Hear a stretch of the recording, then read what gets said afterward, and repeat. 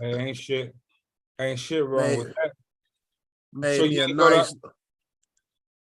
What'd you say, Brody? My bad. No, I said I made me a nice little salmon, some zucchini, Right. some mash, and I was good, Joe. Smart man. No, I ain't stop over nobody's house. I ain't go over auntie house, none of that. And plus, I wasn't really feeling too. And plus, I wasn't really feeling too good, so it made it even better. So I ain't have to. You know what I'm saying? That's why I was gonna ask you. Just did that because you ain't feel good. Or that's your every year routine. Nah, you know, normally I just tell them I ain't coming, but I mean I went last year just to stop by, but bro, that shit over with for me, Joe. I ain't finna do that shit. Yeah, I don't blame you, bro. I got a homie. My homie, shout out to my boy 40, Hebrew Israelite. He don't do that shit at all. And on Fridays they can't spend money until a certain time. But until a certain time, yep. That's why everybody like, man, what you buy for Black Friday? Man, Nothing. hey, with me, I don't even. It is what it is for me. Shit, it ain't like I be thirsty over that shit. If I see a deal, you know what I mean. But I ain't just a nigga that be like, oh shit, I can't wait till Thanksgiving, wait till Black Friday. It's like I got 1 foot in and 1 foot out, really. Cause it's like shit. Once you really pay attention, you understand what the fuck. Like I was telling my wife yesterday, I like the fact, I wish we could do. Which I know some motherfuckers do that, but I was like, I like the fact all the families get up and shit. You know what I mean? For the most part on holidays. But it's like it'd be dope, and I know I don't know every motherfucker, but it's like it'd be dope if motherfuckers can do that without being, without that shit being a holiday. You know what I mean? Like motherfuckers That's should be why we doing that every celebrate month. Kwanzaa, Joe. Everybody be acting like they scared to try something different. Everybody want to do Christmas. You know me. Kwanzaa. You know me. I had started studying up on it, bro. And I say I don't want to say lazy. I'll say just fucking. I don't even know the word for it, but I had started studying up on it because I did want to start celebrating. You know what I mean? Do something with meaning. But I'm gonna get on it though, Bro. Me and my wife, we on our 3rd year where we really like go. This year we like pushing down on that shit. Like we gonna really be up on that shit. But bro, it's a blessing, Joe. That's something different, Joe. Because everybody always wants something, Joe.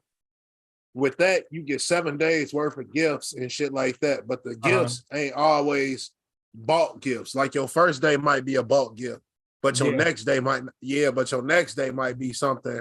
You know what I'm saying? Something real that really like you got sons, so one of they gifts might be a pass down watch. You know what I'm saying? Mm-hmm. So now you passing them down the watch. It becomes an heirloom now. It's a family heirloom. Hey, this was your granddaddy watch. And that's basically what it is. It's just keeping stuff in the family, keeping traditions going and shit like that, bro. Because we don't really got that in our land. Exactly. Yeah, I'm gonna push for that. I'm gonna actually talk to my mother-in-law because she be big on like family dinners and everything, and definitely like just pro-black for sure. But I'm gonna talk to her because I know if I had that talk with her, I know she definitely gonna put the battery in my back to stay on it. That's how it's supposed to be. But nah, we need that though. We need more. We need something with substance, bro. Hell yeah, we need a lot of shit with some substance. Niggas just can't be getting up and fucking overeating and fucking killing our body. Let's do something, you know what I mean, that's beneficial. On the real. But I'm definitely 1 foot in, 1 foot out. I don't want to talk like I'm a fucking hypocrite. Like, nigga definitely ate, nigga definitely drunk, but I'm a motherfucker that's aware also. You know what I mean? I'm aware that. Well, I see you looking a little spiffy. Where you finna go, boy? And it look like you cut that shit off at the top, too. What? They got to cut? Yeah, they got to cut, man. You cut it all the way off? No, it's just low. It's just low as fuck. Boy, might as well just chop it, boy. What the fuck you doing it for?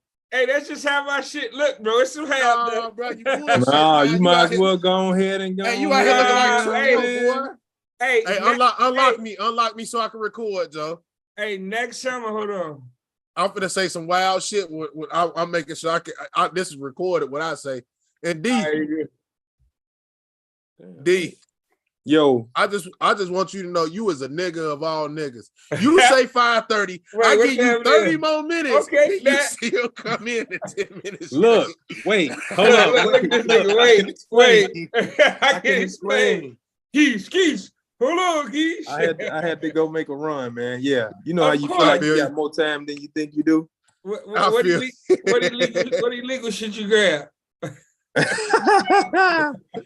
That's neither here nor there. How That's y'all brothers neither- doing, man? That's neither I'm here well, nor brother. there. Hey, yo, we are back again. Episode 87. Yes, we are. hey, 87. Sam, man. Back Hey, again, Sam. day after Thanksgiving, man. They call it Black Friday, but we gonna call it what the fuck we want to call it. But yeah, man, blessed and highly favored and black as usual. You feel me? How you Man, brothers As doing? always. Hey, man, I'm feeling blessed, man. I can't complain, man. Vibrating Sure. high. You know what I'm saying? Stepping over the bullshit. Yes, sir. Yeah. After Man, them low I'm vibrational cool. plates, you get your vibration Y'all back had up. them low. Y'all was eating them low vibrational plates yesterday, huh? Hey, D, your vibrations, did you get the leftovers? Oh, so I say, do you have the leftover? Recording in progress. Oh, you good. you know what? That shit don't hit the same like it used to. When you know better, you know what I'm saying? Yeah. I just had one plate. You know, Today? I knew what I was doing yesterday. So you didn't have leftovers? Oh, hell no. Okay, I wanted you to join the nigga party with me because I was weak. I had leftovers. Nigga said I was weak. But the thing about it is, you know, bro. So it's different. Yeah, Niggas didn't know. Hey, I was at the gym, Dre, right? I hooped for about 2 hours. We good cardio. So the whole time I know my big ass shouldn't go make no plate, but the fucking mac and cheese calling me. Mac and cheese be so fire, That's bro. some fat. Bro, the turkey You a fat is ass, back, boy. was Just call calling it me, like it Dre. is. Just call it like it is. You a fat ass, boy. I am. I'm working my way out of it. Hey, bro, come on. It's a process. Hey, it's Hey, we go from 3 plates to 2 plates to Hey, 1 plate to just Hey, I ain't all touching that together. shit. Hey, that shit dead there, boy. That shit garbage. Yeah, nah. That's why when we did cook, but I already told Jay we're gonna get a small amount because you know I don't do leftovers after 2 days. Oh yeah, you're a So smart thankfully we had people come over and eat it. I ain't got none of that shit left. Oh yeah, all that shit going in the garbage for me. Right way. Hey Jay, so Yo. with you not celebrating, bro, how do you handle like the peer pressure of every fucking body around you celebrating the shit? Do it bother you or you over that? I go make my own food. That shit the same as any other motherfucking day, Joe. The shit don't Yeah. change. Only thing it is motherfucker just threw together a motherfucking plantation plate, boy. That's it. Niggas still eating chillings, bro. That's crazy. Bro, niggas still eating ham. That's motherfucking pig booty. Fuck I'm is y'all so talking proud. about? I told Jay that. Hey, I'm so That's proud of pig myself. booty. I didn't touch no ham. I'm so proud of myself. Hey, I told Jay And then- that when she had that motherfucker sitting in the pan because she made one for her auntie. Yeah, I was like, look at this big pig ass. She was like, that's what it is. big ass. Hey, auntie, I love you, but you had some pig booty yesterday, Joe. I ain't gonna Yeah, lie. man. And Hey, then Chef. if you all right, listen. So if you pay attention to the ham, you know, in the ham, they got that little bitty circle part. That's the booty hole, boy. Bro, Why I y'all did be not know the hand was the ass. yeah, boy. Glorilla voice. I Nah, did that not ain't the know the booty hand hole. was the ass. Yes, it is, boy. That's the bone. That's the Google hip. moment. Okay. That's the Google hip moment. bone. That's what, keep on misinforming them people about that booty hole where that shit come from up I'm out of there. saying, is it? Well, let's Anybody fact check it gonna right now. Google it? Somebody pull it up right now. Let's fact I check like it. All right. niggas ain't got no phones. We're gonna Hey, be a myth buster right hey, now. go. We're gonna Hey, bust listen that here. myth. Pull it up. Easy. You can pull it up right now. You know, just put it up on the screen. All right, man. Hold on. My bad. All right, come on. Let me see. Let's see. Let me with make his sure. with his ham, mate. With his ham. Hey, Where's the ham? let me make sure I ain't got X videos up and shit like that. Hold on. Hey, that would have been funny. You would have made the podcast go up. Funny as hell. Good thing I ain't do it because I'd show would have had mine up. hey, bro, has your wife ever took your phone and looked at your shit and you forgot you had the browser up? No, nigga, fuck that. No, nigga. How about when you in the bathroom taking care of some personal business and the motherfucker just bust straight in on your ass, Joe? They don't knock or none of that shit. Like, hey, what? Stop. God damn it. Wait, hold on. Look at my dick in my head. Hold on. Hold on, my dick out. Wait. So it say a ham comes from the upper rear leg, while a shank would be the section farther down the leg. but some hams are cut to contain a portion of the leg. So basically, shit, I guess it's kind of 50-50. Am I wrong or right? It's the upper part of the leg. Go up your leg and tell me what you find, goddammit. Exactly. That's the ass. You might want to say a motherfucking booty. And what's in the middle of a booty? A booty hole, goddammit. Let's stop with the bullshit. It's just a booty hole. It's a booty hole. It's a booty hole. But no, bro, yeah, motherfuckers is still eating plantation plates while motherfuckers talk about we free. Niggas still eating like slaves. Still eating like a slave. So, bro, on your Googles, you know what I mean? I know we all done been Googles and ran across videos. So what research have you found out? Like, I know they say, you know, the fucking colonizers tricked the Indians, you know what I mean, sacrifice their ass, and you know what I mean? So how they always do us. But what's your research on Thanksgiving? Man, well, just based on, of course, the colonization, from smallpox to about the blanket shit, right? To smallpox in the blankets to syphilis, because they was out here raping women and giving them syphilis and gonorrhea, and the time, the whole and at the time they didn't, you know, at the time I'm not gonna say that our Native Americans didn't have diseases, but it wasn't stuff like that. They was getting like polio and like stuff like, you know, little stuff like that. Yeah. Catching cold, like cold. You caught a cold, you was damn near gonna die. That was the worst thing in the world for you. You caught a cold. Now, motherfuckers got all type of weird shit, and they was bringing that stuff over. So, like mono, they brought mono over here. I could believe it. So you know, you think about stuff like that, and you think about the natives who still living off their name, and think about even the $5 Indians who cheated they way into it and made babies. They families really, the natives is really struck. They destructed because, go ahead, what you say? All right, bro, you good? Go ahead, finish. They destructed due to the fact you got $5 Indians and the motherfuckers who Irish, Polish, Indian, straight from the UK. They all came over here, was just like, yeah, we $5 we Indians. Paid they $5, they in. Now they out here, misappropriating us. Just, giving us some shit. Yeah. You talking some shit, you know what I'm saying? But let you go around a real person of the real one, Navajo people, Aztec people down in Mexico. You go to the Carolinas and the New Orleans and all of that. You go find your Cherokees and your Choctaws and all your Chickasaws. You go find all of them, and they gonna tell you, ain't no $5 in ours. Why? Because we have to keep ours pure, and they still doing that shit to this day, man.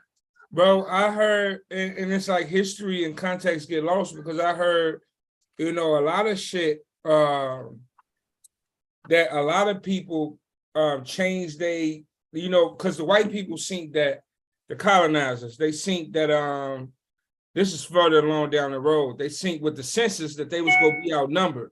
So a lot of their ass changed their nationality, like, you know what I mean? A lot of people change their shit where they can benefit from, you know what I mean, when the Indians started getting they quote unquote reparation. Facts. You know, there was a lot of lying and shit going on. Right. But now, why you think my fault. You good. Just to add, I want to add in on why you think that they want to stop everybody from, especially the black people, from saying I'm a Jew. Because if you say that and you can prove it, what do you have to get? Reparations. Reparations. You gotta get reparations. And then you got to think about it. If black people start identifying as real Hebrews, identify as Indians, then or Native Americans or Indians, Native Americans as we really are, and then slaves, bro, what does that mean? They owe us triple checks. Not triple checks, they owe us the world. Oh yeah, of course. We know that. Yeah, we know that. But the thing is, and D, I was gonna tell you what we was talking about. I had asked Drake through all his Googles and any videos he ran across, like what was your research or what history, what knowledge have you gained about, Thanksgiving? So that's what we was touching on. You can kick in, but I just want to add like 50 Cent to what Dre was saying. Dre, and then it's like too, no matter what the fuck we prove, they always gonna give us the runaround, bro, because what we really fail to realize and what we scared to say, and I don't want to say, I guess whatever, however you want to label the shit, bro. To be honest, bro, in 9 times, only way we finna see our real slice of the pie, bro, it gotta be bloodshed, bro. Right. That's the only last thing week. We gotta rise up. That's the only thing they respect. That's the only thing that gain you power, because we always get swept under the rug, bro. You know what I mean? And not to come in on some sad shit, but yeah, that's basically you can kick in, D. Yeah, I didn't really run across nothing that I didn't already know, like no new information. Or what you already know.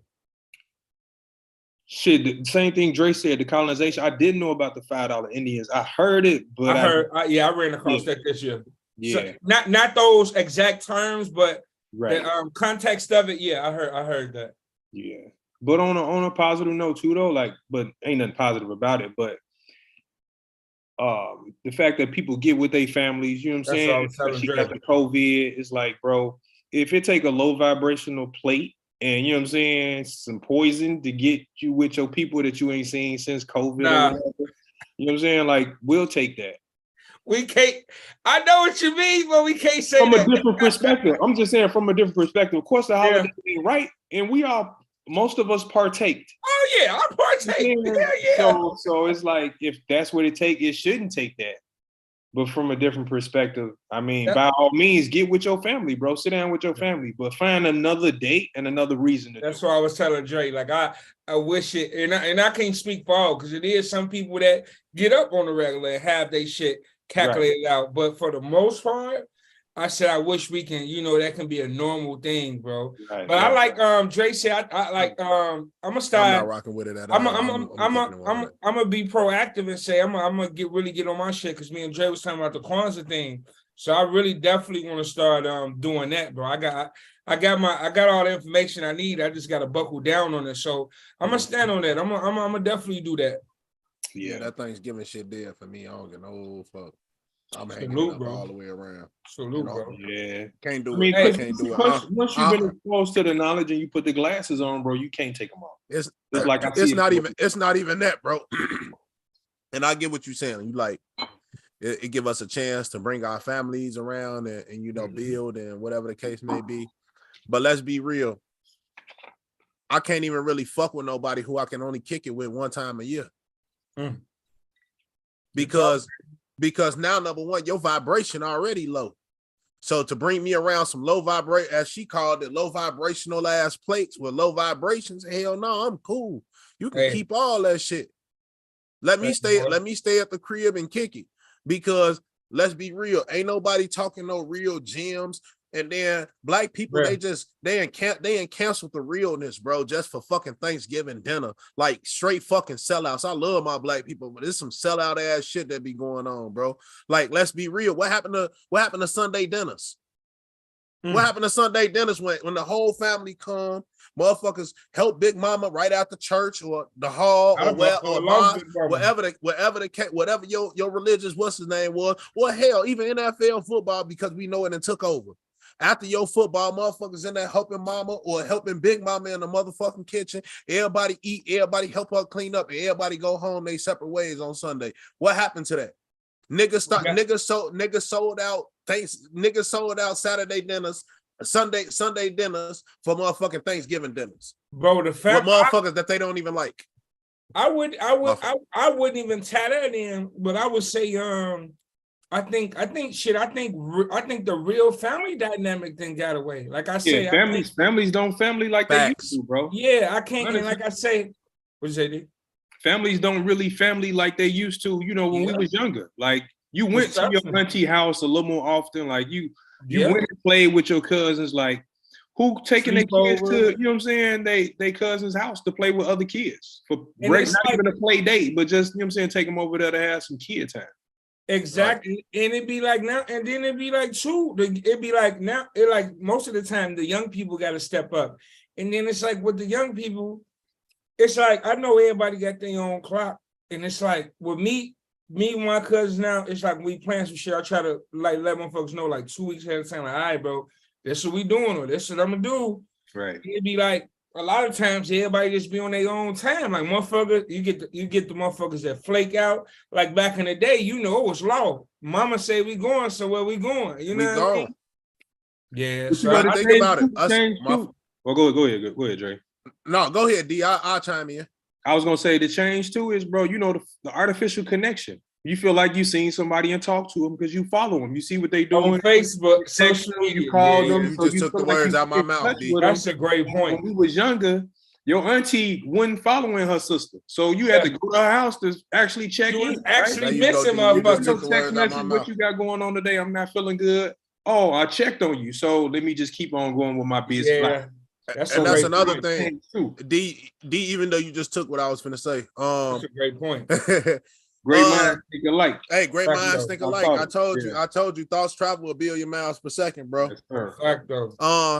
But yeah, Joe, you got people, and that's another thing. They took social media to so high of what's the name? Social media, for those who forgot, social media was only brought out was for branding and broadcasting. It was for you to broadcast, brand your stuff, and go live your day. Mm-hmm. For those, it was for those who was in college and they needed a way to network with each other. Exactly. Yep. That was it.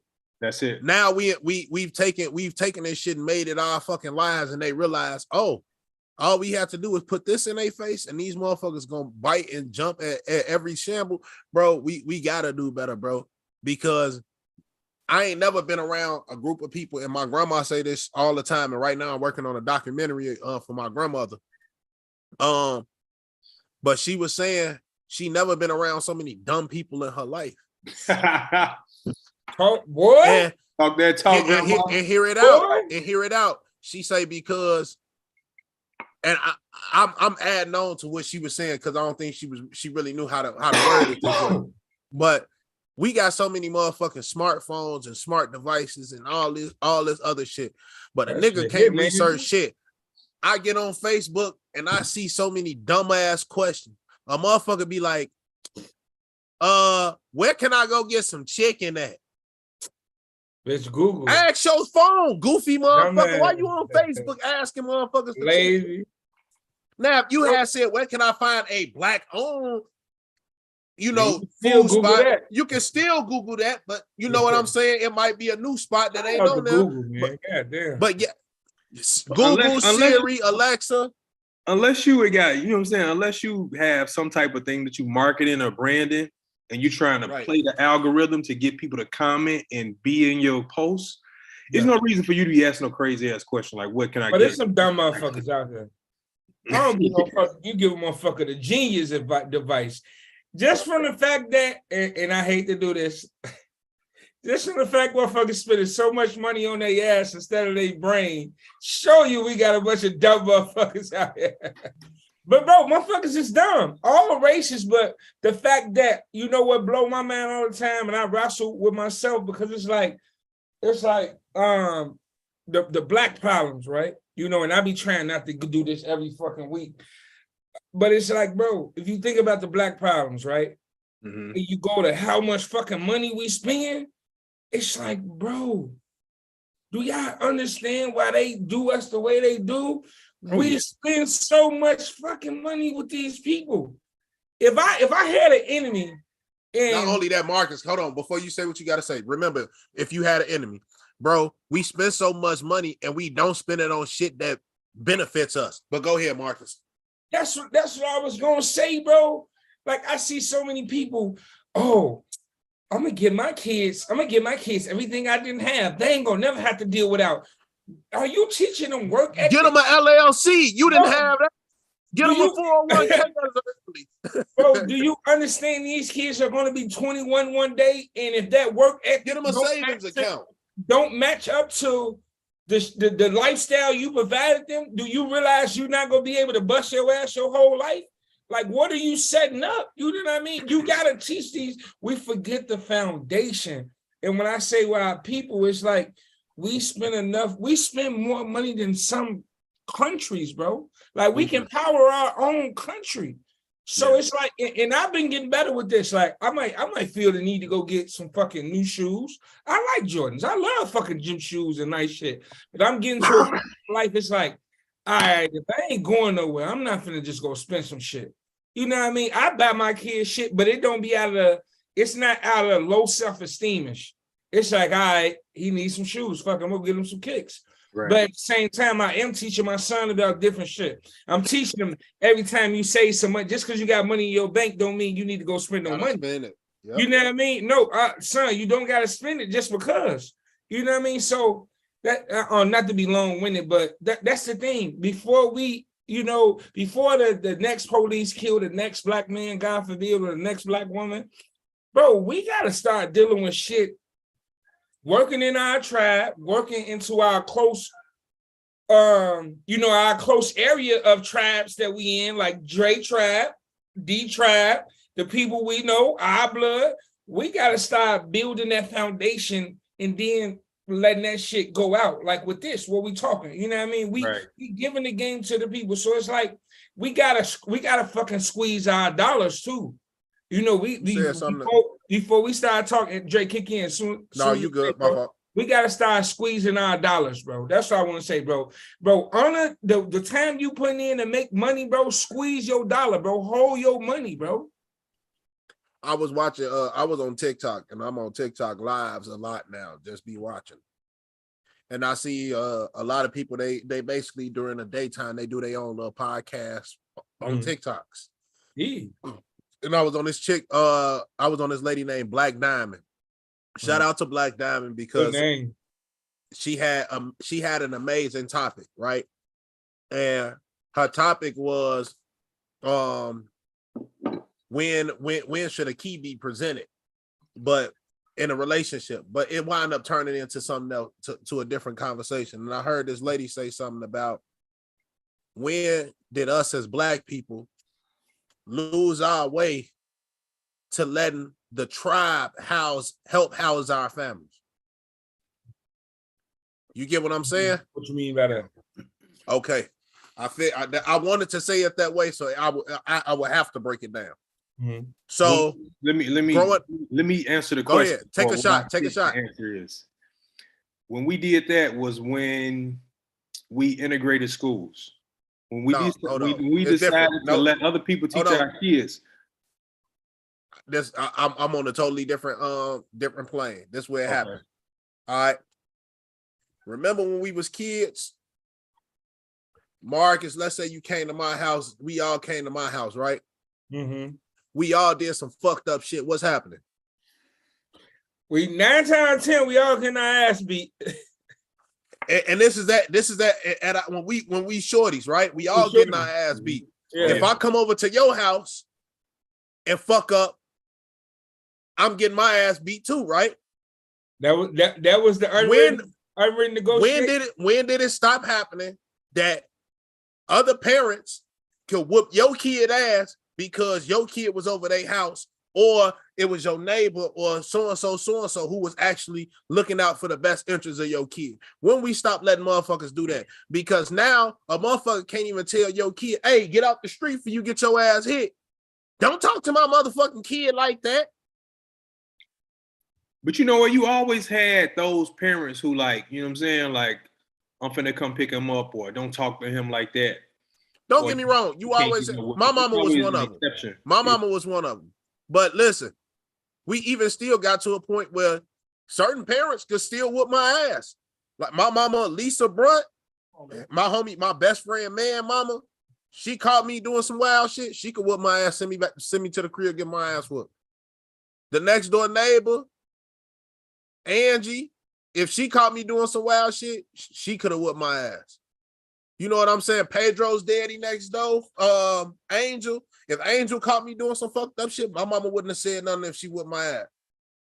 You know what I'm saying? It was certain people on the block who had that okay to whoop your ass. Bebe down the street on Ketville, he had the okay to whoop my ass because I was in his house, in his backyard hooping.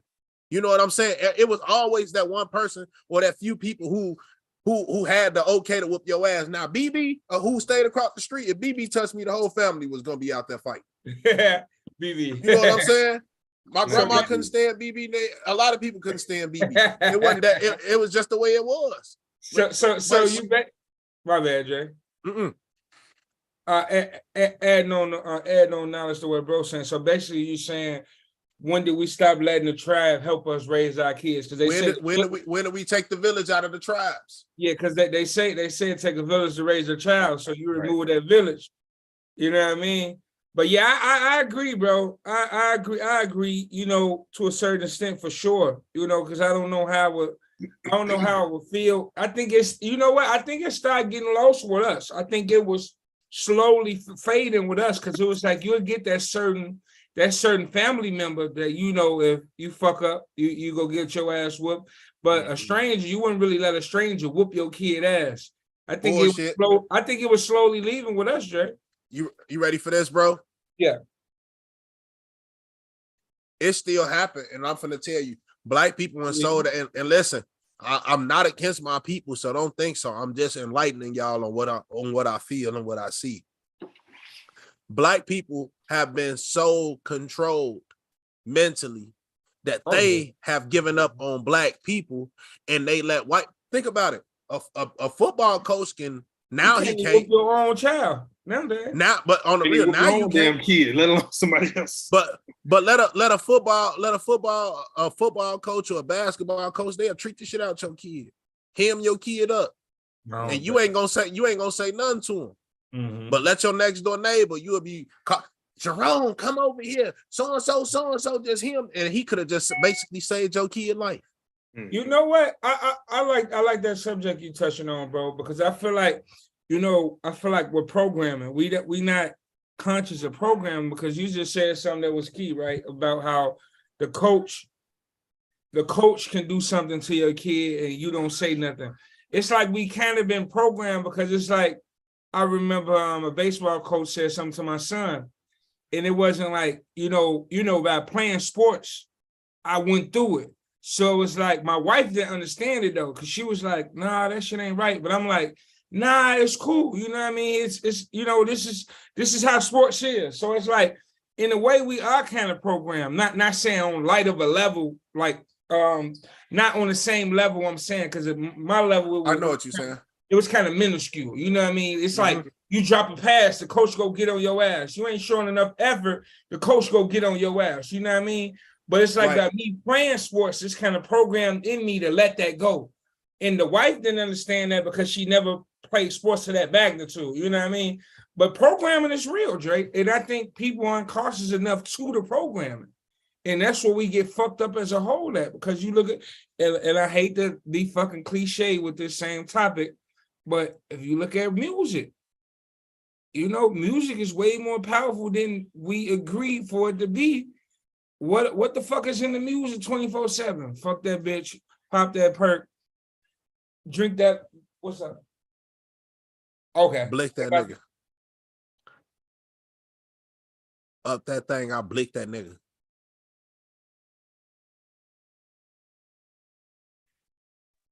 My bad, y'all. But yeah, bro, we gotta get conscious of the program, Andre. And you touched on something, but riddle me this. It's gonna take a lot of not of course this shit, everything take work, but I think Malcolm X, somebody said this, bro. I think Louis Farrakhan, he was saying that the motherfuckers just lost, they lost. Everybody ain't gonna make it. So my thing was saying that is, bro, it's gonna be hard getting away from the programming, bro. Cause at this point, they, like Dick Gregory said, bro, they got us. It's over. You know, we ain't gonna see the change. It's over, bro. They got our ass. They got our ass by the nuts. Yeah, it'll be a while before it shift. If it do. What you see, Dre? Because I hate to lay down like that. I'm against that saying. Like I'm a mob out for my own. Yeah. The way that I see it, Joe, our youth and already laid down, bro. But if they get, but think about that statement. Which hold on, and let me finish. They done won the war. If they got out, they done won. That's the future. I guess you got to call it like it is, because we for everybody to be so gangster, we raised a bunch of bitches. There you go. I'ma help you. I'ma help you. And I said, Dre, my bad, D. You kick it after this. Hey, Dre, I see you put a comment about buddy with that fit on, that quote unquote supposed to be a killer. Bro, they done raised a bunch of bitches, bro. Like the moment you would be willing to kill your brother in some fucking fitted leather pants and rapping about that shit and want to be a super goon, bro. Niggas be having on black leather pants, black nail polish, black boots, talking about I'm a god gangster. Don't forget they ass out. With the whole ass gangster, bro. Whole ass cheek out. I'm a super goon. What they say? That's why niggas be talking about some man. NBA young boy. I remember I was here, Shorty. NBA young boy, the best. I say Shorty ass weak as hell, and now all of a sudden we come to find out Shorty ass weird and probably gay as hell too. Shorty ass lost. That's why he secluded himself so much, bro. He lost. It's the definition of the blind leading the blind, bro. Like the younger generation, like what the indigo children at, bro? Till the indigo children generation show up, it's over with. It'll actually be over with before they rise up, honestly. Bro, that's a fact. Lil D want to tap in with us. But yeah, that's a fact, bro. And then you got my homie say he on our live. What's up, KP? KP, my homie KP, Joe. What's popping, Joe? What up, KP? This Big Cuz. Big Cuz want to come back. Hey, y'all if y'all on here, please hit the like. Please hit the like if y'all ain't already liked or subscribed, please. Please. But yeah, man. We out here bad, Joe, and our shorties and laid down, and it's because the parents my age. I'm talking about my age parents. Y'all have raised y'all kids to lay down. Y'all accept everything the government give y'all, and then be like, oh, it's a problem. Like one of my guys, he want to come over. I play football with him. I talked to D about this. He want to come on because he said he was looking at my page and he seen I put up some political. He seen that I put up some conservative type views, and now he wants to talk to me about why my head is wrapped that way. Like he gonna break my thought process. But the difference is. Talk about that. I always hear that shit. Conservative and left wing and all that shit. What is all right? So conservative is more like a Republican thought process, and that shit is programming within itself though. And then your liberal is left wingers. Yeah, your left wingers. But why me personally? Huh? Okay. Go ahead. My fault, bro. No, go ahead. Why do we? I was finna say, why do we break it down like that? Like, why your thoughts can't just be your thoughts? Why do your thoughts got to be categorized? Or if you're Republican, I'm against you automatically. We got to get out. This is what I mean when Drake, and I love Drake touched on this because we got to, like you say, bro, we accept everything that's given to us. Why is it only Democrat or Republican? Why are we still siding with Democrats? I mean, it's individual parties too, right? You have that's what I'm saying. They just my uncle. Let me shout out my uncle. I'm gonna give you a shout out. My uncle Steve, he's running for governor, and he just exposed that they was trying to tell him that even if he was in the right end, it'll be hard for him to get validated because they basically ain't doing it. So it's trying to you already know. It's all about that bread, game, bro. It's all about that bread. My uncle got some ties too, but that just show you what the government really is, bro. Oh, yeah. It shows you exactly what it really is, and it's crazy because we today we discipline this way. We are disciplined and this is what we call modern day discipline. You say modern day discipline? This is what we call modern day discipline. And what you mean by that? Bro, you got people who run your mouth for you. Yeah. They run your bank account for you. Yeah. They run what you see on TV for you, what you play on video games for you. Everything that they do is put on you. And this is how they discipline your ass. The moment you act up, we take that shit away from your black ass. Yeah, shit. We seen that with Kyrie and Kanye. Exactly. Well, you know, that's a what up, cuzzo? Because what up, boy? What up, y'all? Hey, I thought you was looking for a minute. I had to check my text message. I'm like, oh, that's when I see that crucial, what's the name? I already that D-Lo 9876, I already know it's him. Yeah, I had just glanced at my text. What's up, though? What's the word, cuz? Chilling. I just was jumping in. I was tapping in from the beginning. Yeah, I sent your Joyce you had put on the live stream, but what I sent you had said that, you know, the system took a lot of that shit away with all these damn laws. I was basically saying that too when I said, shit, you can't even whoop your own kids now. Yeah, that's, you know, that's they put that in place because, you know, we always had discipline over our children. Mm-hmm. You know what I'm saying? Them light-skinned people, they were running around smacking their parents and all that shit, but we had control of our children, and they envied that shit. So they start changing the laws and making it hard to discipline and take care of your own child. So our children end up like they kids and shit, not respecting them, doing whatever the fuck they want to do. Yeah, you know what I'm saying? Hey, cuz I see some shit. Hey, cuz, I ain't cut you off. I'm just adding on to what you're saying, bro. I was at the Monster Jam, right? I took my the family to the Monster Jam, so I'm in line getting a shorty something. And this white dude, he got his 2 kids, bro.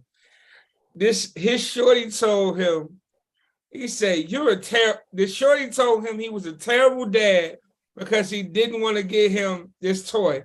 And in my head, I say, I wish one of my fucking kids would say that shit to me. Right, I had my wife tripping out on that shit. How the fuck you gonna tell me I'm a terrible dad like you got experience? Like you, nigga, I got the money. Fuck is this happening? Right. You know what I'm saying? And then, first of all, when it comes to that shit, it ain't no blueprint in parenting. Like they don't give you a book and say, here, you do everything in this book and your child gonna turn out peachy creamy. That's a great. You know what I'm saying? It don't fucking work like that. Yeah, it's not. It don't. Because you got a whole human. Like you know, it won't. And I know I'm younger, and me having kids or just growing up around my friends, and it's you know, you raising a whole fucking individual. They got their own. You know, you raising a human being, bro, that has their own mind. You know, all you can really do is, you know, give them love and guide them and give them as much knowledge as you can. But that don't mean you fucking your child is going to be a perfect, upstanding individual. Because I know, bro, I went to high school with this dude, bro, and I can only talk off what I know and what I perceive. But he had a good family. You know, his dad was I think his mom was a preacher. His daddy was retired, didn't live in the hood, really nice house. Bro wanted to be a drug dealer. You know, that's what his aspiration was, bro. Just always wanted to be a drug dealer. And I went to a great high school. So that shows you, bro, it's special cases, bro. But no, that was a great point, cuzzo. Yeah. But so back to what we were saying. So dude said something about I got conservative views, bro. Whatever that means. So basically, he's saying I see things like a Republican, and why would I see stuff that way? Whatever that means. Well, let's go. Well, if you really want to get to it, me, I'm into knowledge because knowledge is power. So if you really want to get into it, the Republican Party is the party that we fought up under for freedom when we came from slavery any motherfucking way. We was Republican before we went to Democrat, and D, you tap me in on that because only reason most niggas went to Democrat is because of fucking Barack Obama. Niggas wasn't even voting before that. Oh, way before. It was Democrat before Barack. Wasn't too many black people voting. I give you that. That's 2 different conversations though, Jay. Yeah, but you know, they favorites. Can't say you can't say you something if you ain't voting shit. That's true. You got me again. You got me again there. we was Democrats because our grandmamas was the Democrats. And that's the point I was trying to get to. There you go. And so I can't argue that. We was but at one point we was Republicans. So D, did you got any knowledge on the switch? Because to my knowledge, we was Republican back in the day to a certain point. With the whole North, I think the split was the North and South shit after slavery. You know what I mean? Yeah. It happened after the Civil War, because the South were majority Republican and still is. Yeah. Still is to this day. Red in the motherfucker. So but yeah, the North was Democrat, and then and you're right, we just followed on from generation to generation. We actually had no reasons why we were Democrat. we just was Democrat because the North won the war. That's the fucking problem. But that's the problem. And bro, this is why I love my mother-in-law so much, bro. Because she be with the who is gonna do some shit for us. Yeah. You know, we want to hold on to these old ideologies, bro. We going with anybody who eat hot sauce. You also gotta think about it like this. When you say who gonna do something for us, you got to think about the type of people that you're talking about. What is it that they want? Because some people just want to sit at home and get motherfucking stimulus checks all fucking day. Yeah, that's what some motherfuckers just want. That I just want to sit at the crib and y'all just hit me with stimmies and I'm good, Joe. Or y'all hit me with SSI checks, or y'all hit me with some type of check. Like, you got them type of people, and then you got the people who like, man, I want to go out there, go bust my ass. I want to start my own business. I want to be able to get my business running through this, and then try to make my own money. And then when I get old as hell, I can come back, reach into that bank and be like, give me all my bread. And you know where you just drew the line at, Dre? It's not race, it's class. So classism is what separates the way of thinking. If you thinking business-wise, shit, you gonna go with whatever's gonna save you money that direction. If you thinking money. Or if you just gonna, you know what I'm saying, be loyal to motherfuckers who don't give a fuck about you and saying we're gonna pay you to sit at the crib, then you're gonna ride with them. Whatever sound the best, but people think because you're Republican, you're not really black because you ain't going for what's supporting us. Neither one of these motherfuckers supporting us. So it's year to year, candidate to candidate about who you can get the most from. Individually. Because as a class, shit, we separated. All us ain't in the same situation. We're not. And I'm businessman. So who gonna save me the most dollars with my LLC? Where I'm gonna get my most tax breaks from? Republic. Right. Fuck doing the nay and putting hot sauce on your motherfucking greens. That don't mean shit. But that's why they get the low level thinking motherfuckers at, because now you thinking this don't mean shit. Not to them people. Not to a certain extent. When I'm thinking bribe, I ain't thinking that. I'm thinking us. If we could all take it back, nobody will be voting for Joe Biden. That's for sure. Hell no. I never did. Me neither. Now I'm a like for instance, you know, they brought us up and they told us, Democrats. This is the initial breakdown in my youth. They was like, Democrats is for the black people and the poor people. Republicans are for the middle class and the rich people. That's the way it was. That's the way it was broke down. Just that simple. When I was a kid, the program that was downloaded when you was young. Program that they still got running today, bro. So now today, though, I want to bring this part of it up today. When I'm an active part of middle class America, am I still supposed to vote Democrat because the Democrats are doing things to try to get more public assistance, food stamps and Medicaid and all that shit? Am I supposed to still vote Democrat when that shit taking money up out of my pocket and my business? Like when the price of a gallon of a milk go up, I don't get no fucking raise just because you know what I'm saying. Eggs go up, I don't get a raise. I didn't get a raise when all that shit went up. I ain't get no raise. No, but I'm supposed to vote Democrat. I'm supposed to vote Democrat for the people who don't want to go out there and get a job and shit. Fuck no. And they taking I paid I paid $22,000 in taxes last year. You know what I'm saying? Talk about it. Like, you know what I'm saying? I paid $22,000 in fucking taxes last year for motherfuckers to sit at home. I don't really like that. So I'm with you. It's about like and then, like hold on, just and said. then to add on to it, and then you go apply for you a link card, and they gonna tell you make too much money, you can't. Bullshit. Right. It's just like what D just said. You have to, you know what I'm saying? You have to do what's best for you. Yo, Trav, hell yeah. You know what I'm saying? You have to do what's best for you. Because Joe Biden trying to fuck my whole situation up. Right. Bro, he just don't make sense to you. But people think it's a collective thing, like that's a crowd way of thinking. On the low. Yeah. It's all about. But I love everything you just said, D, and I love the topic because it touches on where we are in 2022.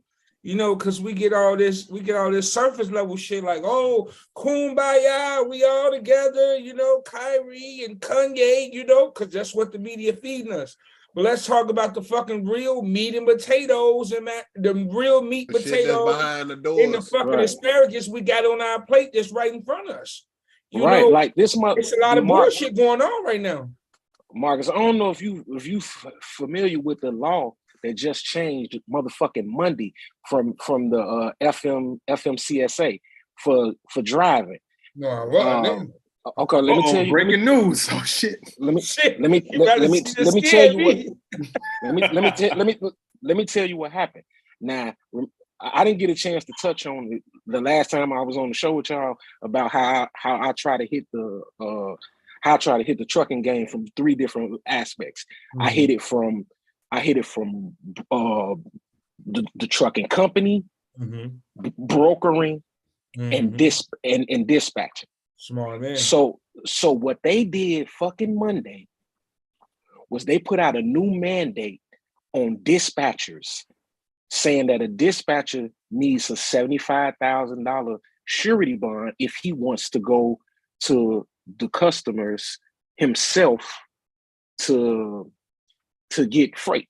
Now, how that impacts me, well, it doesn't impact me that much, but I'm just for other people because I have a broker bond. I just have to redo my wife doing the dispatcher shit. So she gotta do her work under my freight broker bond. So we gotta get a whole nother LLC, a whole nother freight broker bond just for her to get going. Because what it was, Black people figured out the game of dispatching. Took it right out. You took it right out of my motherfucking brain. Black people figured out if you go on Facebook, join some dispatcher groups, all the motherfuckers that's getting money in truck dispatching are Black. Mm-hmm. Yeah. Are Black. And now they want to regulate it. Now they want to and they know that they can regulate it because Black people credit fucked up and they can't go get a surety bond. Like I went in my 75,000 surety bond only cost me $900. Now my buddies, he got terrible credit and shit like that. His shit was $14,000. So it's hard. It's hard to come up on $14,000 to get a surety bond for a year, and it's only good for a year. Shot me, bro. So D, you know what's crazy? Pause that thought. This is they run the same. It's like a motherfucker. It's like Peyton Manning coming up to the line, looking at the defense. They run the same fucking play on every industry. Look at the marijuana industry. Modern day discipline. They become discipline, bro. They become multi-millionaires within a year after they regulate something. After they've been locking niggas up for years, and these motherfuckers come in and make more generational wealth. Bro, so we gotta. So that's why we gotta move smarter with our bread too, Marcus. But that too, Drake. But it's like, you know what really we gotta realize that we talking about as a whole. Okay, it's cool if motherfuckers, all right, bro, you got your bread up, you got your business running, all right, that's cool, salute, brother. But if we talking about as a whole, bro, what's the move? Because we can be talking for days and hours and years, bro. They gonna keep moving the goal. I'm finna tell you what the move. I'm finna tell you what the move is, bro. And this might sound crazy, but it's not. We gotta do like the Mexicans, bro. We do, and that ain't crazy at all. No, that's not crazy, bro. Hear me out. Okay, I'm glad it's not crazy. Hear me out.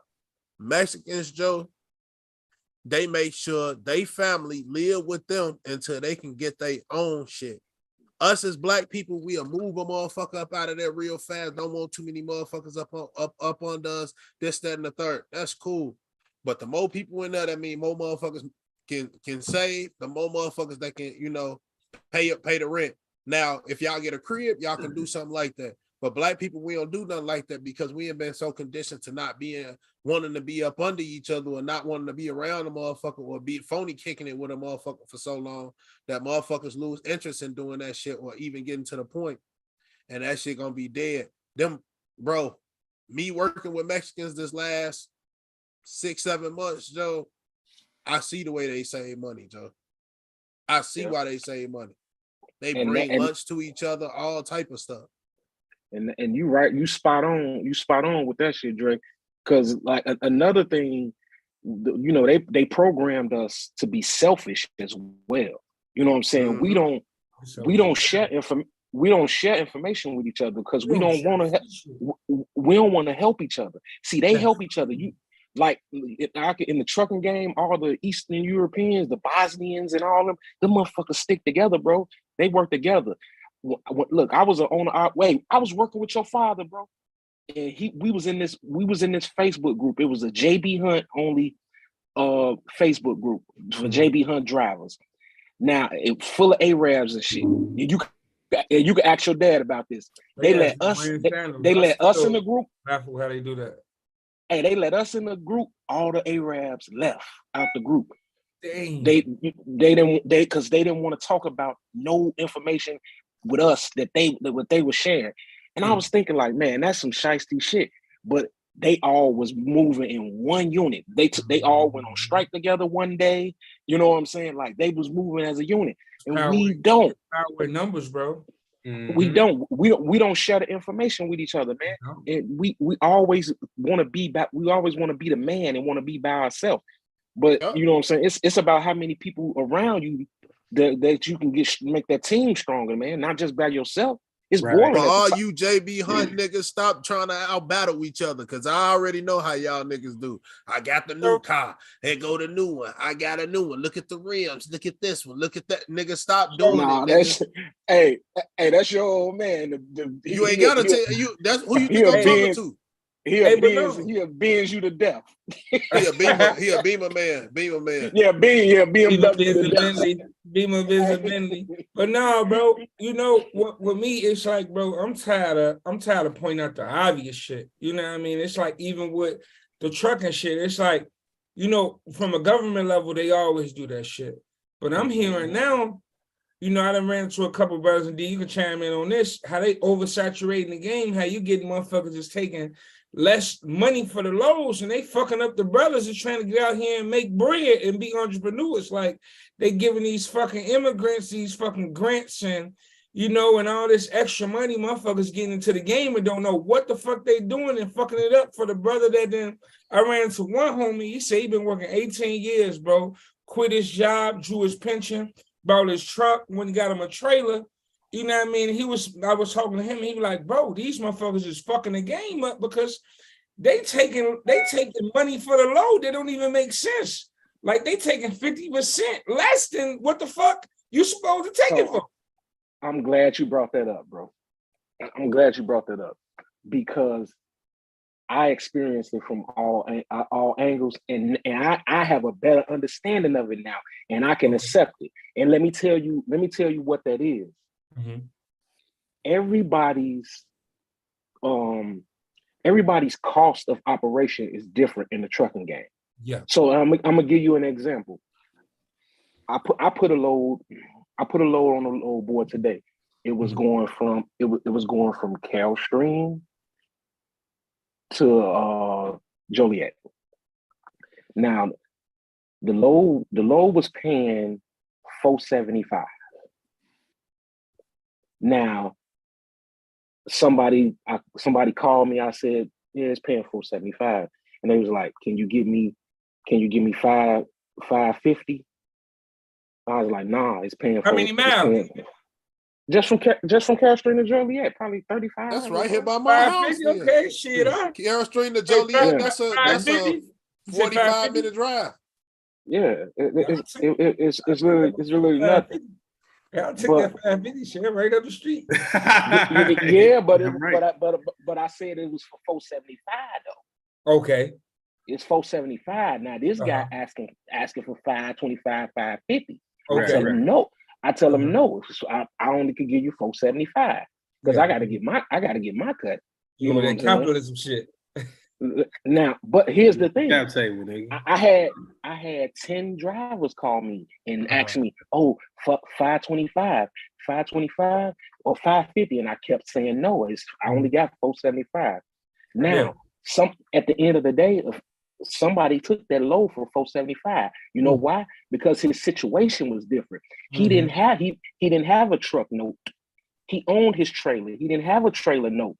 He had his truck getting 10 miles to the gallon, where your truck getting 6 miles to the gallon.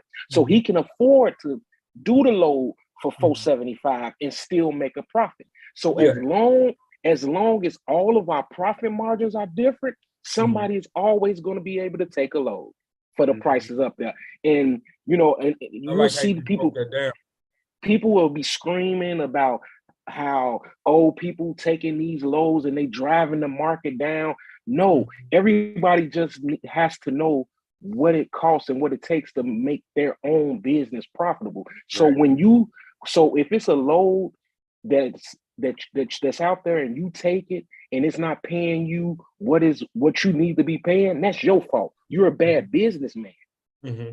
You're a bad businessman. You're not supposed to take loads that doesn't make you profitable. And you can't be mad if someone else takes a load and it's profitable for them because their situation is different. Exactly. And that is the biggest thing. Because I remember talking to you about this last year when I was like, man, when you get ready to jump out there and do your thing, don't listen to other people's stories because they story is their story. Truck drivers and barbers are the two lionest motherfuckers on earth. Yeah, that's one of my foundational bricks. I don't give no fuck what you say. I gotta see it for myself. Yeah, those dudes bought trucks and then went and bought a motorcycle. You know what I'm saying? They fucked up the rear. They fucked the rear up. Nigga brought the truck and the motorcycle. But now, D, you touched on something great, bro. I got two things for you. So first of all, so you working as a broker, when you talking to these warehouses, do they give you one price or do they give you like the low and the highest they go? We have to negotiate. You know what I'm saying? We have to negotiate. So you negotiate with the warehouses before you talk to the drivers? Yeah, before I talk to the drivers. Okay. I'm negotiating the rate. They're gonna tell me what they're giving me, and I'm gonna come back and tell them, hey, I can't get no driver to do no shit like that for that. Y'all got to come up on the price a little bit. Okay. And so my second thing, D, because I heard you say something last time we interviewed you call Hov a capitalist. And so Hov my man's. So I got a question for you.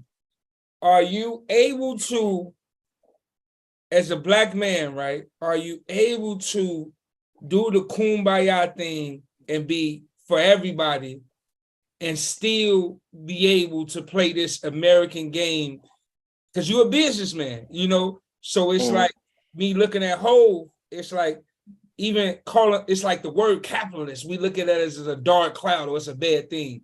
Are you able to be a businessman? No, because I think, so correct me if I'm wrong, being a capitalist and the businessman kind of go hand in hand. Am I wrong or right? You're right. You're right. So are you able to be a good businessman and play the kumbaya thing? When you hold. You said when you hold, you able to? Yeah. It's hold, yeah. When you hold. From a basic level then. I mean, from our level, like we ain't multi-millionaire. Well, I'm not a fucking multi-millionaire. I speak for myself. Are we able to do that? But yeah, you can. You because okay, it's You standing on principles. Like, okay, for example, my trucking company. If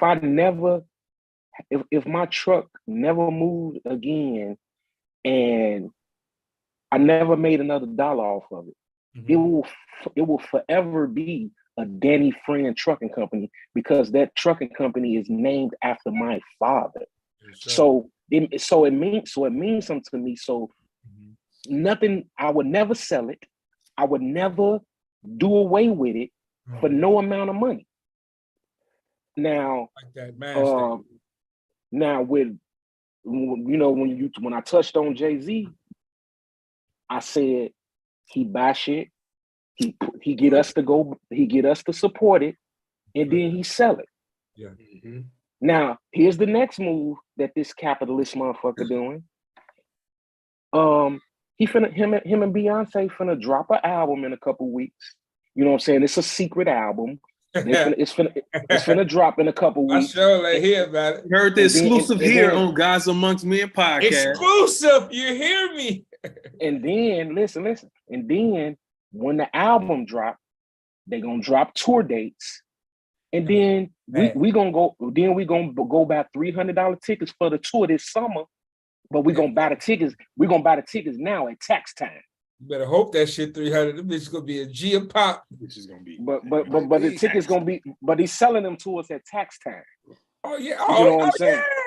Yeah. You know what I'm saying? Only in America, D. So can we be mad at the motherfucker for knowing the game and playing the game well? No, I'm not mad. But this is my thing is, you mean to tell me, I ain't gonna lie, I'm a little Jay-Z biased because I find little things. I like a lot of shit that he do, but it's a lot of shit I don't like that he do. I feel like the most important thing to him that he's ever done is Reasonable Doubt, because that's the only thing he ain't sold. He don't own 100% of that motherfucker. Right, that's the only thing he ain't sold. He sold everything else. Look, he finna sell Duce. But you know that's the name of the game, though. It's definitely the name of the game. But we need people as a people. We need some ownership and some power. Like Bob Johnson fucked up and sold BET. Russell Simmons fucked up and sold Def Jam. That's why I was gonna say, D. What you said was your ideology. What you said. I'm standing on it. I'm never getting rid of this company because this means something. And I feel like if we had that, and that's why I posed that question, right? Because I find myself arguing with myself like, damn, I'm still trying to build my tribe up and set the foundation for my tribe to stand on something when I leave this motherfucker. But then it's like the other part of my brain be like, what we doing for the cause? When it's like, damn, I find myself battling myself because it's like I gotta go do what's right for my family too. But at the same time, it's like I'm always gonna guard my integrity. So it's like, okay, I gotta mob out with my tribe and the motherfucker that's close. Then hopefully everybody else just catch on, and when y'all get y'all shit together, we just meet each other in the middle and be able to break bread or how we go break bread. But I feel like more people need to have that mind state, like you just said, D. We keeping this shit black. At least, you know what? At least just keep it black. If you gonna sell your shit, if you gonna sell BET, make sure it's somebody black, bro. Yeah, you sold it to Viacom. Bro, I seen the meme where they showed the white motherfuckers on there. They super. Not a speck of color, not a seasoning in sight. Oh yeah, you posted that. Yeah, it was one motherfucker in a wheelchair. Exactly. Fuck. Hey, what you brothers got for me though, man? Did y'all see that picture that's been floating around? I didn't even see it as a kid. Jerry Jones. That Charles Barkley from Sports Illustrated when he was in Shaq. Yeah, I remember that. Yes, you know what? So crazy. I remember that Sports Illustrated. Wait, what he was in? Wait, hold on. I'm going to show you because I had the screenshot in my phone. I meant to post it. It ain't clear. Hey, I think that was, if I'm not mistaken, this nigga? That Sports Illustrated came after that I'm not a role model speech. Bro, send that to me, bro. Why he let them do that to him? I meant to post it, bro, but I forgot. Yeah, no. Why he let them do that to him, bro? He did that in like 91, bro. Yeah. Did y'all see the video where he talking about I apologize to the gay community because he said the black people are the hardest. Black people are the most violent to the gay community. Bro, if you don't get your dumb ass down, boy. That's the perfect example of a coon, bro. That's the programming doing his programming, bro. Do you know what these people was allowed to do to us, bro? They was hanging niggas' parades. Now y'all need to forget them folks. Now we's free now. And we saying black, bro. We don't even got the power to hate on gay people. Boy, that's not Samuel L. Jackson, but that's Samuel L. Jackson and Django. Yeah. Yep. Thanks. Did y'all touch on the last 2 days topic yet with the Jerry Jones situation? I ain't heard about it. Me and Dre just talked about it yesterday. You talking about the picture, D? Yeah. That's now you homie. Now you what happened? How y'all feel about that? Shit don't surprise me. It don't surprise me. Hey, that shit was a trend back in the day. So you ready for this? Hey, he running a plantation down here in Dallas. What's different? But what do y'all think about what Stephen A. said and got on TV and said today? I didn't hear what he say, D. Let us drop the ball. Hold on, wait. Marcus, can you pull it up, please? Hold on. I got it here. I know. D, can you enlighten us? Can you enlighten us about what we about to get into? I'm looking for it. Stephen A. Went on a rant and said, I am not gonna attack this man for a picture that was taken 66 years ago when he was 15 years old. And but they go back and check tweets of these little kids, what they did when they was 15 and all that shit back then. And now Stephen A., you went at Kyrie Irving neck. Relentlessly. About and you learn about himself and his history. All right, y'all ready? Yeah, play. Let's just as cut the volume up. To me of how to improve and do things the right way. Okay, a little context here. The Cowboys are one of 7 teams not to have had a black head coach and have had 2 black coordinators since Jones has owned the team, but their highest football executive vice president. Never had a black coach. Never had a black coach. If it sound like a duck, it's a duck, right? Is black. And that motherfucker quacking right now. Role in which teams have to interview minority candidates. Jones said his decisions are made for business reasons, not race. Stephen A., your reaction to all of this? I'm pretty pissed off. And let me say this. I'm pissed off, but not for reasons that people would think. I'm very, very fond of Jerry Jones, and I'm not hiding that from anybody. Is his record perfect? No. But I'm pissed off because he doesn't deserve what just happened. Hold on. Wait. Hold on. One report said he was 14. Go ahead. Another report said he was 15 years old. At minimum, that's 65 years ago. You're going to bring up a picture of Jerry Jones standing at this protest. No question what was happening is not something that anybody as a black person should be appreciative about. We had 6 students at that particular North Little Rock High School that was trying to desegregate the school. No one should be okay with it. Nobody should be okay with that. Regardless of We understand that.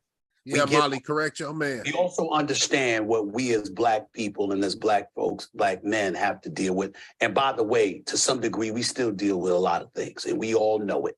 Racism is alive and well. Bigotry and prejudice is alive and well. We get all of that. What I'm saying is, here's the part that bothers me. You want to get on Jerry Jones and his track record, fine. In 2003 or so, you know what? You should have hired, Dennis Green shouldn't have got an interview on the phone. It should have been an in-person interview. Right. You should have followed the letter of the rule of the law as it pertained to the Rooney Rule. He wanted Bill Parcells, universally recognized one of the greatest football coaches we've ever seen. It was clear he wanted Bill Parcells. Nobody else was going to have a chance of getting that job. That's what he wants to do. You want to malign him for that? Fine. You want to point out that he's one of 7 black NFL owners that's never hired an African American as a head coach? Fine, do all of that. Attack him for that. Go ahead, no problem. I see a plethora of African Americans employed by him. I see black players who played for him who rave about this man and what he's done for them on a personal level. No, Stephen A., don't put yourself down that line, bro. I'm sorry. I just want to address something. I just want to address something before we play the video. No, Stephen Do you see how these fucking niggas? Them some puppets, bro. How do you defend this man? Hold on, watch this. How do you defend this man like that, bro? He just put his fucking whole reputation on the line for this man that don't give a damn about him, bro. A fucking billionaire. Bro, at first I didn't understand Charleston White until I listened to his ass a couple more times, bro. And he said some Marcus, I think you ended it too fast. Stephen A. Smith, report to the front. We bringing this ass. Hey, we bringing this ass up in court, G. We gotta. You get 50 lashes. Bring your ass up here. Bring your ass up here. We need to hear no more, Dre. Nah, we ain't gotta play. We need to hear no more, G. We ain't gotta play no more.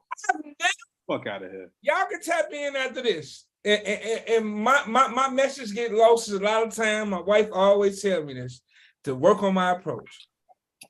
But I ain't never. Hold on. Stop and breathe before you do it.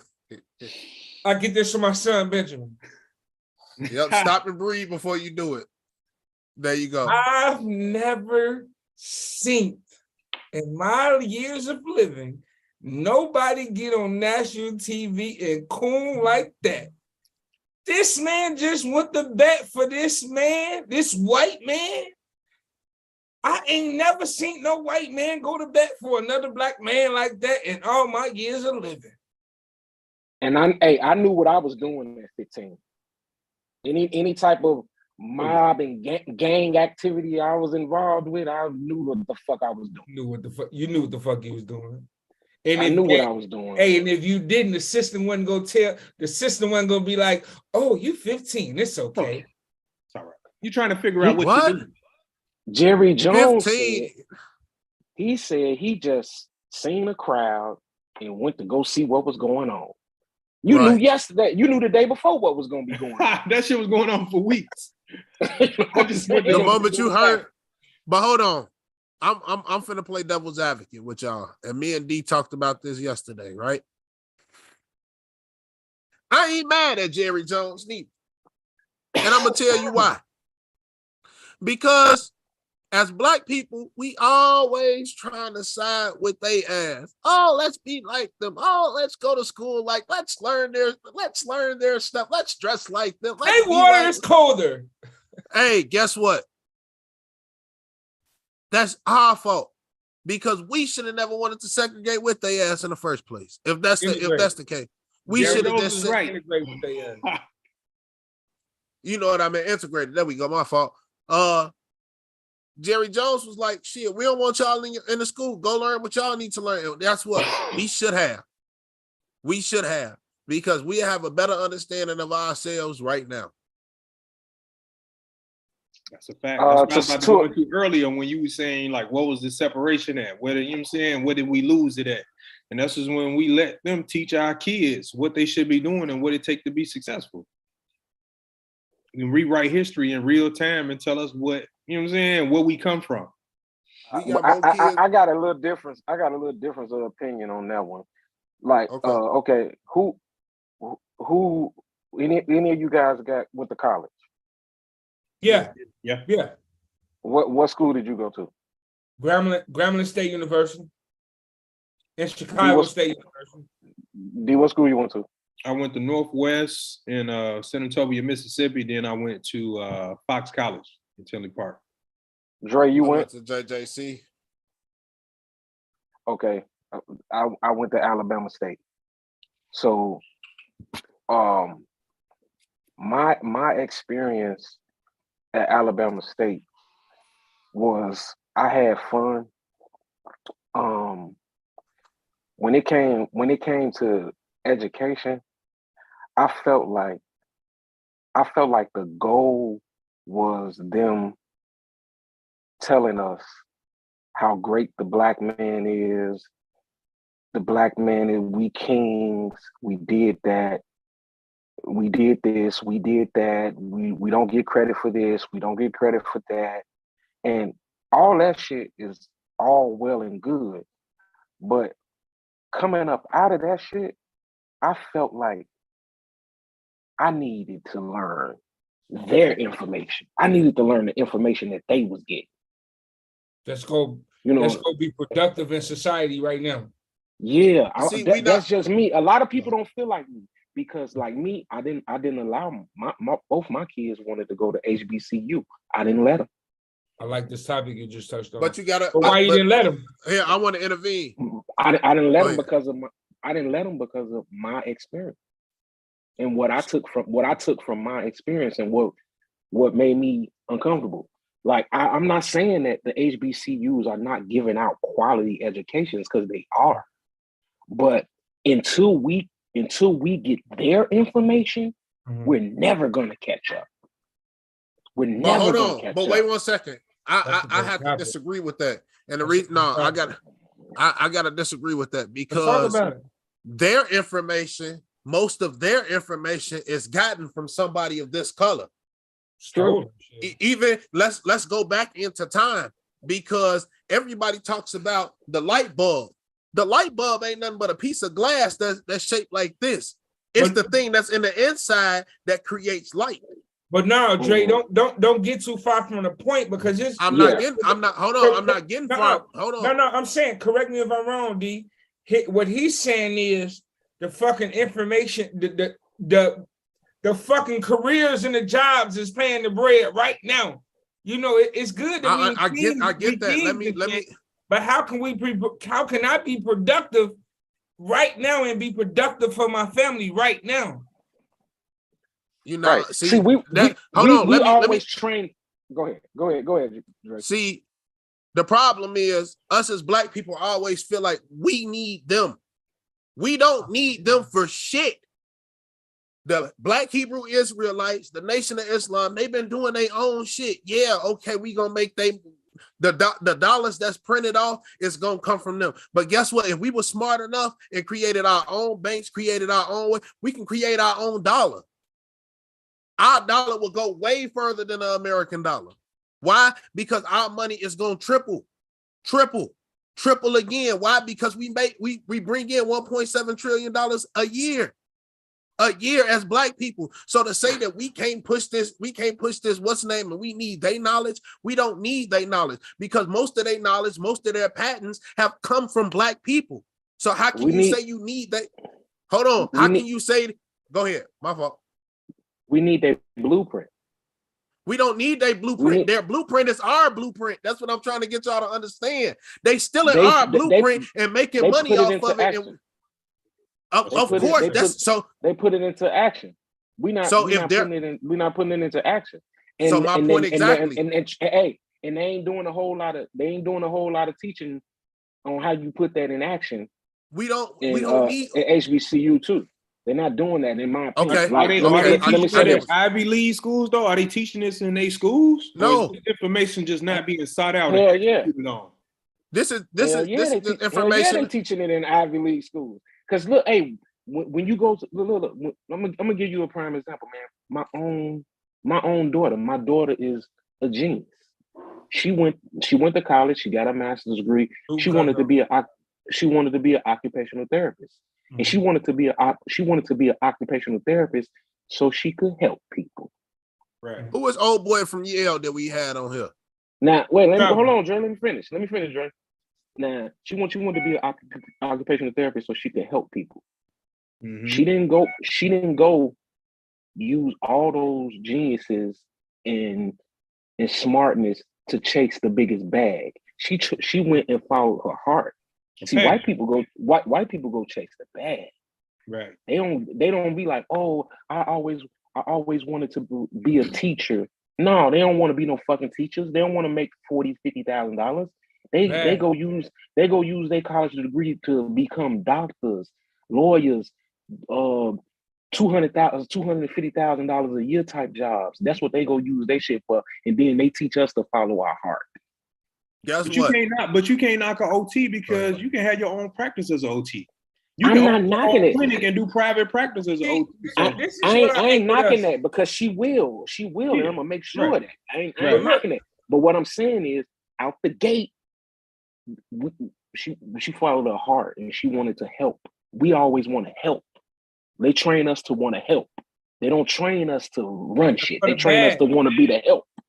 But look, They train us to be the help. But You- also you- at you the know- same time, to her, you know, to her point too, following your heart gonna keep you putting in the work. If you just going for the bag, once you get the bag, what you gonna do? Hey, Unless D, you're addicted to the hustle. If the hustle is your passion, that's different. But if you're going into it for a passion, you can maximize a passion and be a business owner and still get a bag. it's always going, but it's going to all within that field is going to become a job. yeah. It's going to become a job because you serving people. It's going to become a job. But you Not really, unless you're running a business. You really just need people to serve people. People can replace you in the business. I'm not doubting that my kid ain't gonna get to that point. My kid Right. But others, majority won't. Right. But you got to think about it. We always say others, the majority. It take for one person to bust that wall down for it to become a repetitive thing. Because once people start closing and putting themselves into small chambers and small boxes, it becomes a wall that can't get suppressed and knocked down. So when you take somebody like that and they actually say, well, I'm going to do this because I love to do it. And then because I love to do it, it's going to bring my money and I'm going to knock this barrier down for everybody else. And I'm going to bring everybody else in. And then later down the line, my money going to come. That's just like how NFL or basketball players say, I'm betting on myself. I'm not going to sign no deal right now. I'm going to sign later because I know I'm going to get double. That's all they doing. You betting on yourself. You know what? We got to get in positions of power. That has to be the goal. The goal has to be to get in position of power. You gotta want to. That has to be the goal. Like you said, though, D. I didn't mean to cut you out, Marcus. No, you good, bro. My fault. You already expanded your daughter's mind by being a business owner. So ownership is possible.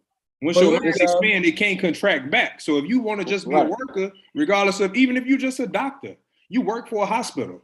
So you just, you know what I'm saying, $150,000 employee a year. But look, y'all know what we gotta stop doing as Black people. We gotta stop thinking that that we the only right motherfucker. We gotta shut the fuck up and listen, right?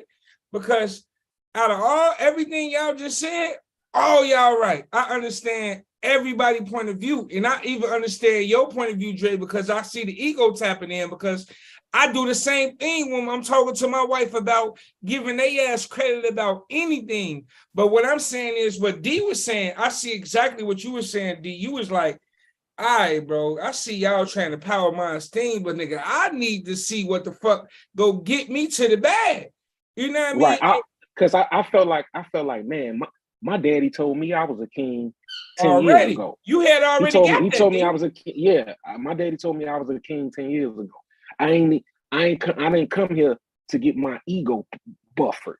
But you know what I'm saying? But look, D, you know, this is a great conversation because it's motherfuckers that didn't get that. I met a motherfucker from California that didn't even know who Malcolm X was. The shit blew my mind. But what I'm saying is, we all got something to bring to the table, and too many times, especially with men, bro, we be feeling like our message get lost because it's like we be saying the same fucking thing, but it's so many problems. You know, it ain't just one fucking solution that's go. Yeah, it ain't. Let's go get us out of what the fuck we in. But what everybody just said, the keys that D just said, we do need that self-esteem. We do got motherfuckers that need to stop sending their kids to college for degrees and getting in debt that ain't finna serve a fucking purpose. We need to get degrees that make sense. If your Black ass want to go to school for a fucking music degree, go buy a fucking instrument. We ain't finna get in $50,000, $100,000 debt for you to be a fucking music teacher that only make $20,000 a year. Right, and then the same when you in the same amount of debt as someone that got a degree that's making $200,000. It ain't. You know what I'm saying? It don't add. That shit don't add up. the math ain't mathing. The math ain't mathing. It, you know what I'm saying? At some point, it does have to be about $1 sometimes. You know what I'm saying? We got to find that mix, that blend, where how much of it are we going to stand on morals, and how much of it is we going to stand on monetary value. That's a realistic conversation. It has to be defined, and that's the hard part. Well, that's what that Mexican family shit kick in, because now I don't even like giving their ass the pointers. But it's got to be. They don't like us either. Yeah, they don't give us. I'm not saying nothing about the Mexicans. What I'm saying is we gotta still a blueprint, and this is where we gotta keep our kids in them inside the household, because we got $100,000 what's the name, and they not married. Why we got them living in apartments? But they already trained us not to like each other, so we can't live together. And I ain't gonna lie, I wanted to get the fuck out of my mama's house. I ain't gonna lie to you. She couldn't help me in that motherfucker. Right. Like, But fast forward yourself to, you know, Benjamin being, or Matt being, you know, 16, 17, he needs just a couple more steps. You know what I'm saying? He right there. Yeah. You're going to give him that leeway. You're not going to make an environment where he feel like he got to jump out the window and figure it out. You know what I'm saying? Bro, as he's running. You know what the difference is, right? Because the difference is between my sons, and rest in peace to my father, I'm laying the bricks. Like D said, you can only do so much, but I'm laying the bricks to them. I'm talking to Matthew like, bro, you want to go to college? You know, oh damn, do I gotta go to college to go to the major league? Do I gotta go to college? Nah, but you gotta work your ass off. You gotta be cold. So it's like I'm having these conversations with them, and then me and my wife, we got the man state. You want to go to college? Your ass going to community college. We're finna save some money. You finna go knock these prereqs out. All right. Does your degree make sense? Matt trying to play baseball? Matt played baseball and basketball, but he's still. Bro, I say, is that what he trying to do? I say, is he trying to play baseball? Not yet. We working on that. We working on that. We still working on it. He plays, but we still working on that dedication. I know he played. I haven't been there. Yeah, I know what you're saying. They really want me to come back. Come on, bro. Yeah, we working to get to that point. But what I'm saying is, when they get to a certain level, when they ready to go to college, first of all, the family business is already building up. So it's like, all right, you don't want to do the family business? What you gonna do? Does your degree make sense? So a lot falls on the parent too, because like me, I had a lot of free range. You know, salute to my mother. But I had she gave me a lot of free range to do what the fuck I want to do. But if I was tapped in or had that motherfucker in my life that was like, bro, you don't want to go, you don't know what you want to do right now? Bro, go get your motherfucking CDL, bro. Go get your CD, you can go get your CDL right now, little bro. You know what I mean? So it's like D said, we hold information. Me and D got on the phone, this my cousin. Me and Cuz ain't never been on the phone like that. But when our first conversation on the phone, free game, $1 million worth of game. And we need more people like that that's willing to share the information to us. You know what I mean? Mm-hmm. And that's the difference between us and them. That part. They know that it's strength in numbers, and they don't mind cooling together, but we have the thing that we want to be on top. You know what I'm saying? We don't want to take everybody with us. Yeah, we don't want to take everybody with us. Yeah, we don't want to take everybody with us. I'm the total opposite. Last year, when I wanted to get the Airbnb thing off the ground, I had money tied up in so many different places that I couldn't go at that moment. I couldn't go grab 30. You know what I'm saying? So but it wasn't no thing, because I went to my man. Hey, bro, give me 30. I'll give it back to you in 2 months. And because my man was in position to give me 30, because I put him in that position, I was able to jump. Go to a motherfucker right now and get 50. $50. Mhm. Nah, D, that's a beautiful thing, D. You know what I'm saying? And it was because I shared the information and my surrounding team is okay. That's beautiful.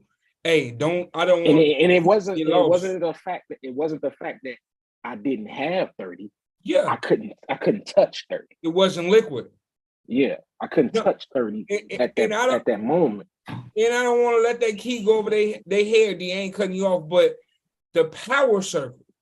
The key thing you said, I had people around me that I gave them some game to, and I was able to go reciprocate that favor, and he was able to trust you to come back with that investment. You feel me? Right. That's what I'm saying. It is so simple what you just said, because Farrakhan got on the Breakfast Club, bro, and laid down the blueprint for Black America, bro. I don't know if have you seen that Breakfast Club interview where Farrakhan went up there? Mm-hmm. Bro, he laid down the blueprint. So what I be trying to get away from, D, in my age of 33 in this present time, I'm trying to get away from bitching about the problem and becoming the fucking solution within the human body I'm in. Mm-hmm. I can't be talking about, oh, we don't do this, we don't do that, they don't give us this, they don't give us that, when they ain't got my shit in order. I'm just another bickering ass black motherfucker. You know what I mean? So the beauty of this podcast and the beauty of this conversation we having right now, this is game. Mm-hmm. That one key you just said, you put your brother in position of some free information where he was able to get in position. You was able to go back and reciprocate that plan. It's reach one, teach one. Mm-hmm. 1 + 1 = 2. He followed, and when I put the play in position, he followed right behind me and was able to double back and get in on execution, right?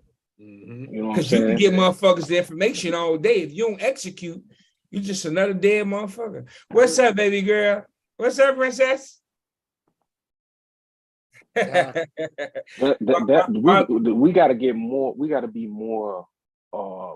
We got to be more willing to share, man. That's the truth. We got to be more willing to share. That's a fact. But D, where you see the trucking game going, bro? Do you think it's first we were short drivers? Now they saying we oversaturated, bro. What you see the future? What you see the future being? What the industry heading? I see it as the strong. Only the strong survive. Fact. Salute my boy AI. You know what I'm saying? Only the strong survive. Like, you have to be built to weather the storm. You know what I'm saying? Just trucking is like life, man. There's peaks and valleys. You got to ride it up and down. At one moment, the rates are in the toilet. Next moment, the rates are up. So you can't get too high. You can't get too low. You gotta stay right there in the middle. You know what I'm saying? You got to stay right there in the middle. And I've been in it 25 years, and I ain't going nowhere. You know what I'm saying? I ain't going nowhere. Ain't no one year. Ain't no one bad year, right? Gonna put me out the game. Exactly. It ain't no 5 bad. I'm not gonna have 5 bad. You know what I'm saying? Exactly. Because I know how to ride. I know how to ride the wave. You didn't master the route. Yeah, you know, you have to figure out your way of doing things and what makes you profitable and stick to your way. You know what I'm saying? You got to, D, I ain't cutting you off. You kick in at this. Bro, you got to know the fucking fundamentals of business. Because that goes unsaid too in the Black community. Everybody want to hop and go get a fucking LLC, but do we know the fundamentals of business? Right. That's exactly it. And you gotta, diversifying your portfolio by having different streams of income. You can't have all your eggs in one batch. Your one job that you go to, that can't be your only way of income, because the way of the world is moving toward entrepreneurship. There ain't gonna be no fucking jobs. Right. The way robots moving in this motherfucker, It we ain't- gotta figure it out ain't- something it- quick. You gotta own some shit, and you gotta own some shit that's making money without you doing nothing. Yeah, hey, that's my Rubik's cubes right now. And that's what that's what we fall short at too. It's like it's better to know a little bit about a lot of things. That way, even from a perspective of investing, you can see a shift versus just knowing a little bit. You know what I'm saying? Just knowing a lot about a little bit, bro. It's like, yeah, you only associate with people that think like you, or you only follow people that think the way you think. So you're not gonna make no progress. No, I need some Nah. weird motherfuckers around me. I need some weirdos to expand my mind, man. Hey, Yeah, I need 'cause some, I need gotta some take nerds in something. my circle for sure. Because you gotta take something from everybody. Fuck Because being Because fly. everybody got a story. It's Right. about what you is what you got to is what you choose to take from their story. Right. You, Right. you know what I'm saying? Because everybody got a gift, and you got to take a little bit of everybody's gift. Mhm. You got to take a little bit of everybody's gift. Hey, now, so we talking business, right? What's up with y'all boy Elon Musk? Y'all fellow African.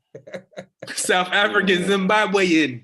Hey, my boy on Twitter, he out here acting an ass. Hey, he having fun. You know what I'm crazy, saying? bro. Hey, they show. He Hey, having fun. only in America, man. It show you, bro. I just be sitting back laughing at the shit, bro, because it show you what this shit is really about. You know what I mean? But how you gonna get everybody Twitter back except Farrakhan, bro? He both. That's fucked up. There you go. Hey, D, there you go, Hey, D. D, you Come just on, fucking, bro. D, Come you on, just dropped bro. the fucking bomb, right? If I'm Yeah. a black, look, if I'm a black motherfucker, right? I'm not Twitter. Who I'm not finna let on there? Let's just go with the surface level shit. Who y'all think I'm not letting back on? Trump. Exactly. You're not gonna let Trump on? Not to Nah, compare but Trump. I'm letting Trump on though. Yeah, I'm not to definitely compare. letting him entertaining. back on. It's No, just words, bro. Not to compare Trump to And it's freedom of Farrakhan. speech. I'm talking surface level media type shit. Right. You know what I mean? I would let Trump on. He a funny motherfucker.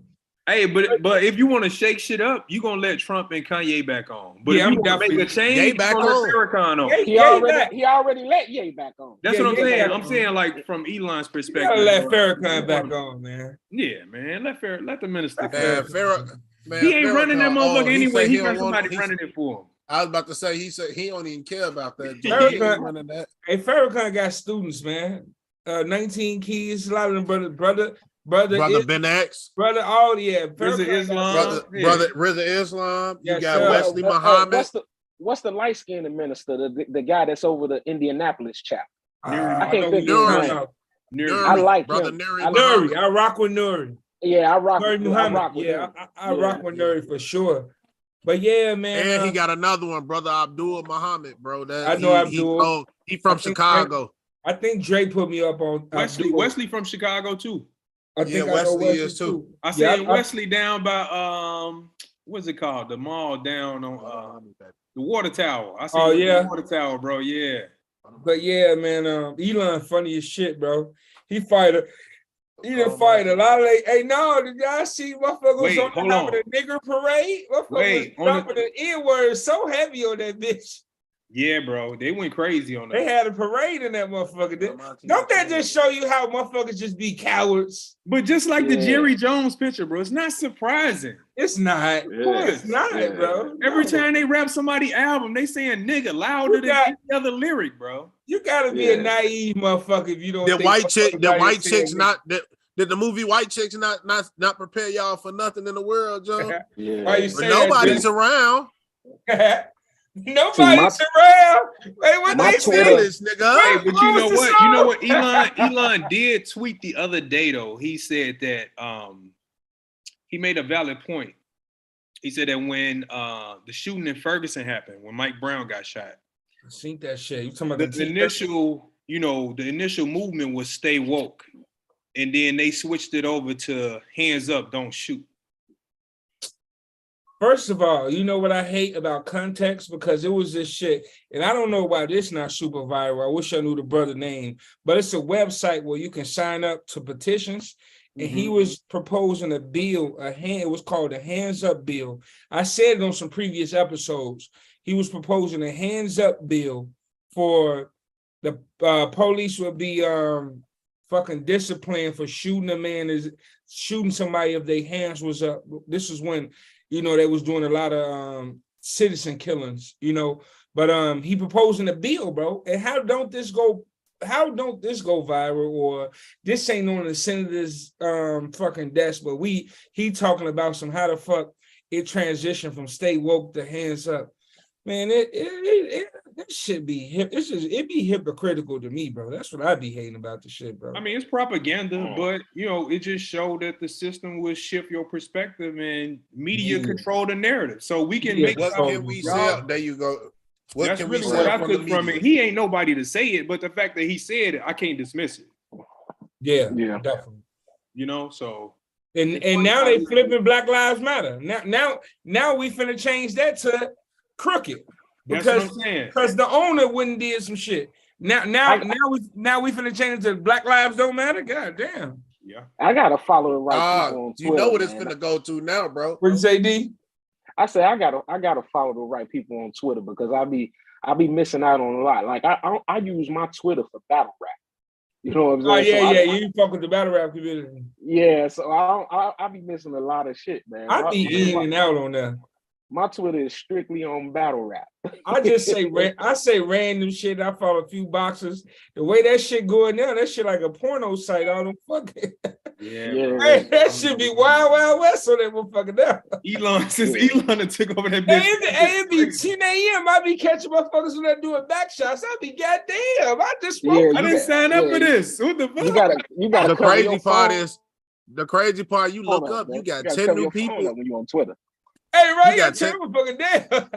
You got 10 new people following you, and you following them, and you don't even know how you start following they ass. Exactly, Dre.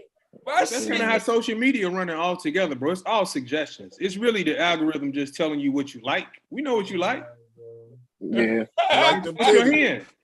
That's true. Yeah, that's true. So you really gotta modern discipline is really like saying X that shit out. Hey, definitely. That's how my shit. He got a plug for that shit. Yeah. Hey, but now, you was talking about battle rap, bro. So what's up with your boy T-Su Surf, man? He can't stop game, man. Come on, man. He dropped. Y'all know he dropped the album yesterday, man. His album top 5 on Apple Music. I gotta check that out. That's my top 5, bro. You know what's crazy, D? I didn't know he was cold, like song-wise, until it's an album I always play from him, bro. He like got the blue do-rag on with his back to the camera. That's newer. That's newer. That shit a classic, bro. I love that album, bro. I play that shit be in heavy rotation, but yeah, free that man. Hey, get your shit together, Surf. God damn. We praying for you. From what I'm hearing though, man, like I'm hearing from two sides. I'm hearing it's looking good, and then I'm hearing it's not looking good. I'm hearing his big homies is tricking on him. You know what I'm saying? But he confident, man. Dude be on, man. He be calling on. He still be on Instagram live, calling. He got people calling on the phone and going live. You know what I'm saying? Yeah. He locked up with Casanova. Damn. Man, he was just on Instagram live. He was on Instagram live the other day. He was like, man, when I came in, this nigga Casanova had it laid out for me. I had all the honey buns and everything. So he say this nigga Casanova got carpet in his cell. You know what I'm saying? I ain't heard 2 times name in a minute. Nigga, you should be devastated. I don't give a fuck how many honey buns and new bitch. You should be devastated, boy. That shit ain't for no upstanding fucking human, bro. Fucking jail, bro. Them niggas Surf feel like he coming home. You know what I'm saying? He confident he coming home. His mom said he coming home. I hope he come home. But I hope he do too. On the battle rap side though, he ain't one of my favorites. Well, give me your top 3. My top 3 is Verb. I know Verb. Hitman and Calico. Calico killer. Boy, Hitman holla. Yeah. Yeah, I'm surprised about. Yeah, I'm surprised about. No, I fuck with Hitman. Now you know who I like though, bro, and he be choking all the fucking time. New Chess. Jersey Torque. Chess. Chess. I like Chess. The young boy. Man, not only do he choke, he throw up. Like, you know what I'm saying? What's wrong with my man, bro? I don't know. What the fuck wrong with him? Hey, Calico hit him with a line like, nigga, it was some to the fact, like, I know you ain't no gangster. You ain't never slid on nobody, nigga. You choking off battle rap. Like, so I know you ain't slid. You ain't slid with the homies. You know what I'm saying? It was somebody like that. It was Tay-Rock, Chess, Tay-Rock, and Arsenal, and Loaded Lux. I had to throw Loaded Lux. No, it's supposed to be 3, bro. Come on. I know. I had to throw. That was a legend. Hey, Loaded Lux was in mine. I'm gonna say Loaded Lux, T-Rex, and Daylight. You old school. You going T-Rex? Hey, Mom. I ain't really listen to no recent niggas. So what's up, D? So can I send you something right now to play? Because I don't want you to. I want to take Tay-Rock out of your top. Send me. Wait. Yeah, send it to me. And I want you to play it. I want you to play it right now. So you finish. Now, but before you play it, I want to break it down. Yeah. Okay. Hitman Holla has a show that he's doing right now. It's called Bags and Bodies. Now, what he's doing, what he's doing is the winner gets $100,000. He rented out a mansion. He got like 19 dudes. They living in a house together, and they competing, and the winner gonna get $100,000. Now, as the show is gonna come on MTV, you know what I'm saying, and it's a big look for battle rap. So he got all-star judges. He got Tay-Rock. He got Calico. He got Verb. He got all the legends judging the battles, right? Mm-hmm. So he had Tay-Rock come into the house, and he told Tay-Rock, I'm gonna give you 1 hour to write a round, and I want you to say this round in front of all these new guys. Now play the tape. I mean, play the video. Roll that footage. You see.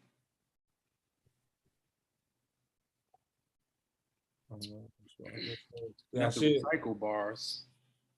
T-Bull want to give a big shout out to the two. Make sure y'all go cop the merch, you heard? 2, keep your foot on these niggas next, you heard? 1, with bootleg and everything, man. Bootlegger has been around since the beginning of time. There's only one man that brings you the best bootlegs. It ain't showing up, bro. It's coming. Oh, okay. It ain't a pop block. You trying to stop Rock big round in front of Mike. It ain't a pop block. You want it Rock? You got the right man. I don't like fan. You want it Rock? You got the right man. I don't like fan. Tyson, Jordan, and Jackson. I ain't a Mike fan. Tyson, Jordan, and Jackson. I ain't a Mike fan. Headshot if you trying to fight fan. Your niggas gonna have to help you up and adjust how Mike stand. Get knocked out if you trying to fight fam. Your niggas gotta help you up and adjust how Mike stand. You're the type man that'll ruin your wedding. Soon as he say I do, I'll ring on him using a weapon. I'm the type to ruin your wedding. You say I do, I'll ring on him using a weapon. Catch him and his bitch at a restaurant. Beautiful setting. I catch Mike and his bitch at a restaurant. Beautiful setting. You can stop it. Now, how you gonna be the king? How you gonna be the king and you recycling your bars? That's true. You can't do that in battle rap. Okay, that's true. Okay, you can't recycle. There's a lot of recycling going on. That's your verbatim now. That is red-handed. As long as social media is around, you cannot recycle bars. Yeah. Tay-Rock, you down. You kicked off the list. You kicked off the list. Yeah, that was that was a lot of recycling. And that's for them. And I wonder, is Hitman gonna edit that off of MTV when he dropped the show on MTV? He better not drop that. It's already been circled on the internet. Man, fucking drop it. You gotta drop it now. You know the battle community gonna be on his ass. It's on the internet already. It's on the internet all day today. He won't even comment. If you go on his Twitter, hey, that Mark shut his Twitter down for the day. I'd be mad as hell too. Shit, fucking tell me. Yeah, he, you know what I'm saying? He off the list, and that's crazy. I'm heavy into the battle rap. I go to the events. Yeah, I didn't, you know what I'm saying? I done been to RBE events, URL, Guerrilla Warfare. I go to the cities, man, and check it out. So he done for me. Yeah. Tay-Rock definitely go down the list for that shit. I definitely used to. I fuck with him, but I didn't know his ass was out here recycling bars. Like I said, I dip in and out with the battle rap and shit. That's why I don't fuck with him. My 3, I got a slick 3. Who you fuck with, Dre? I got Charlie Clips. I fuck with Clips fat ass. Mm-hmm. I know Charlie. Of course, I fuck with New Jersey Torque. I know him. One of the newer guys, and I guess I'm gonna say Arsenal. It's a toss up, but I'm gonna go with Arsenal because I like his disrespectfulness. Oh yeah, I fuck with Arsenal. I fuck with Arsenal heavy, but yeah, battle rap. I definitely it didn't definitely change a lot now. They got females now be getting it in. Mm-hmm. And they be getting the bag because Remy Ma got her own league too. Yep. Oh yeah. Yeah. I ain't even know that. Damn. Well, you got to think about it. She the queen of battle rap. Yeah. Yeah. Shout out to Remy. Her league is Chrome. It's called Chrome 23. She got a lot of battles. She got a lot of battles, and she paid them. Hey, and she paid them more than Smack, Joe. She be giving them like 10,000 a battle and shit. Now that's a big bag. That's a big bag for women. 10 grand a battle. You know what I'm saying? The men, you know, you get Tay-Rock and surfing them, they get 40,000 a battle and shit. Right. But yeah, bro, what's up with the Balenciaga shit, man? They on their pedophilia shit. They always been on it. We just now seeing it. Oh yeah, they been on it from the beginning of the time. But motherfuckers don't be one to believe what they see. I don't like that shit anyway. I don't do none of that designer shit. That's why I don't wear none of that goofy. And for the people that be thirsty to wear that shit, y'all ass lost his head. Do you see that like shit? now? I got on my homie brand, bro. Exactly. You know, right now. Buy black for sure. Well, D, how you feel, D? That's a Balenciaga shirt you got on right now. Fuck no. Hell no, nigga.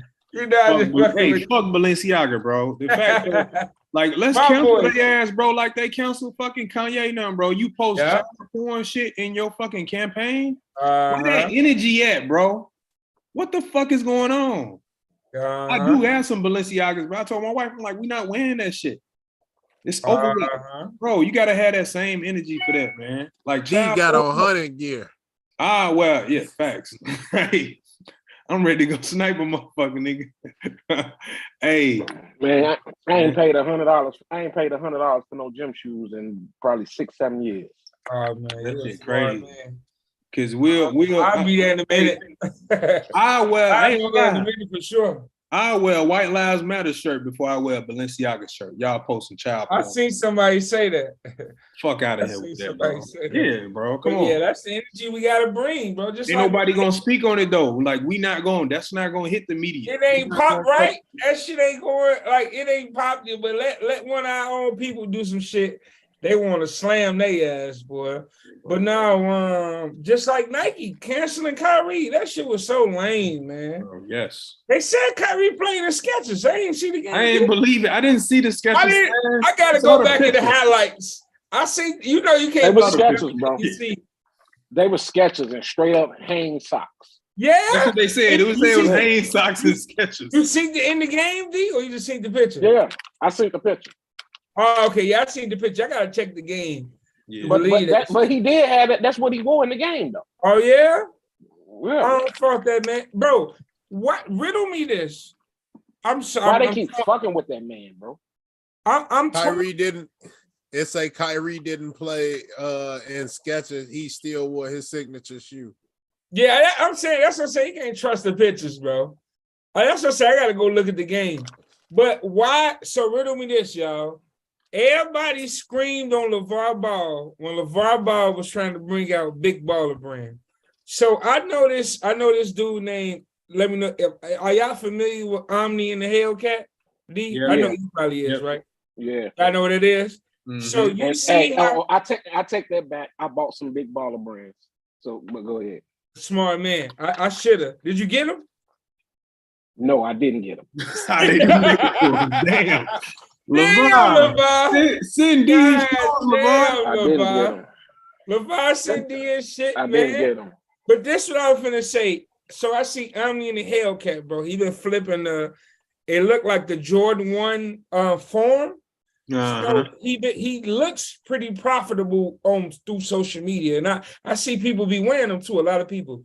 Why wasn't LeVar able to get the fucking meet up with the right people to get the distribution he needed? Like, if all these how the culture, quote unquote culture, follow all these celebrities and blah blah blah blah blah. Why when they see this black man trying to make a push for something that was big, bro? Nobody was able to point this man in the right way. You want to know why? I know why. I'm gonna say why. The fucking shoe was ugly. But that's what I'm saying. Why he wasn't able to hook up with the right designer when that shit was cold?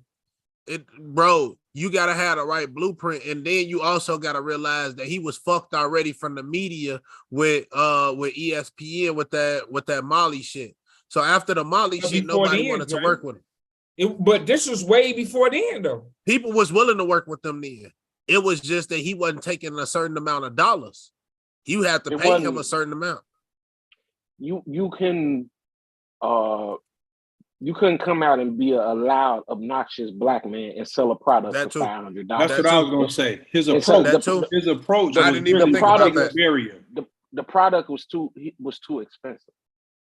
You know what I'm saying? Because we only buy expensive shit from them.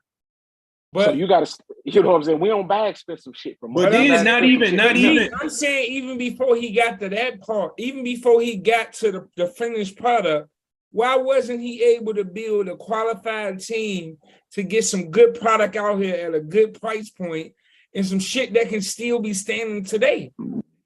Like the same reason.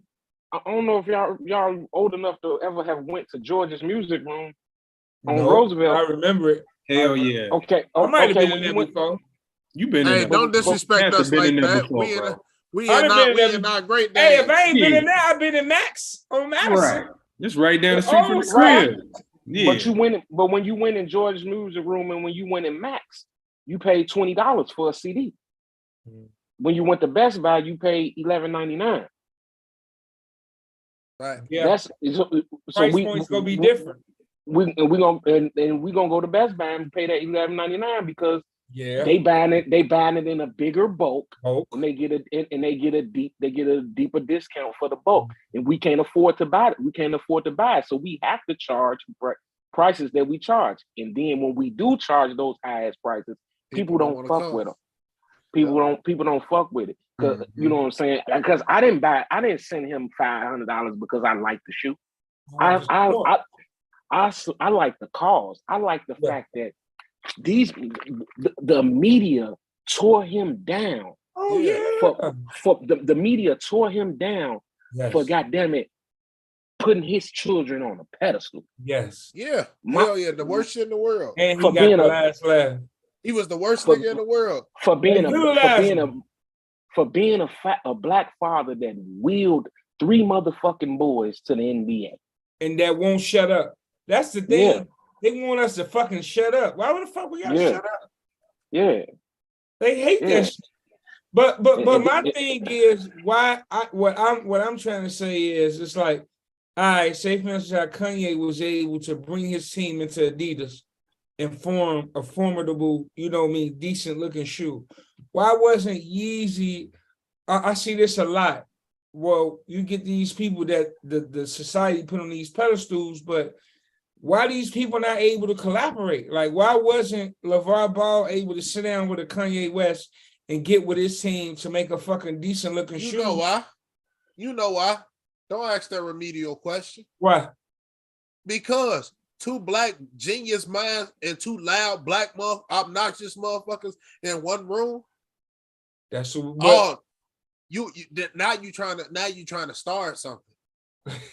But I'm saying, isn't it so? Isn't that like bitch made behavior? If we can't sit down and agree, if we can't sit down and agree to disagree, always one alpha. Yeah, there's always one alpha.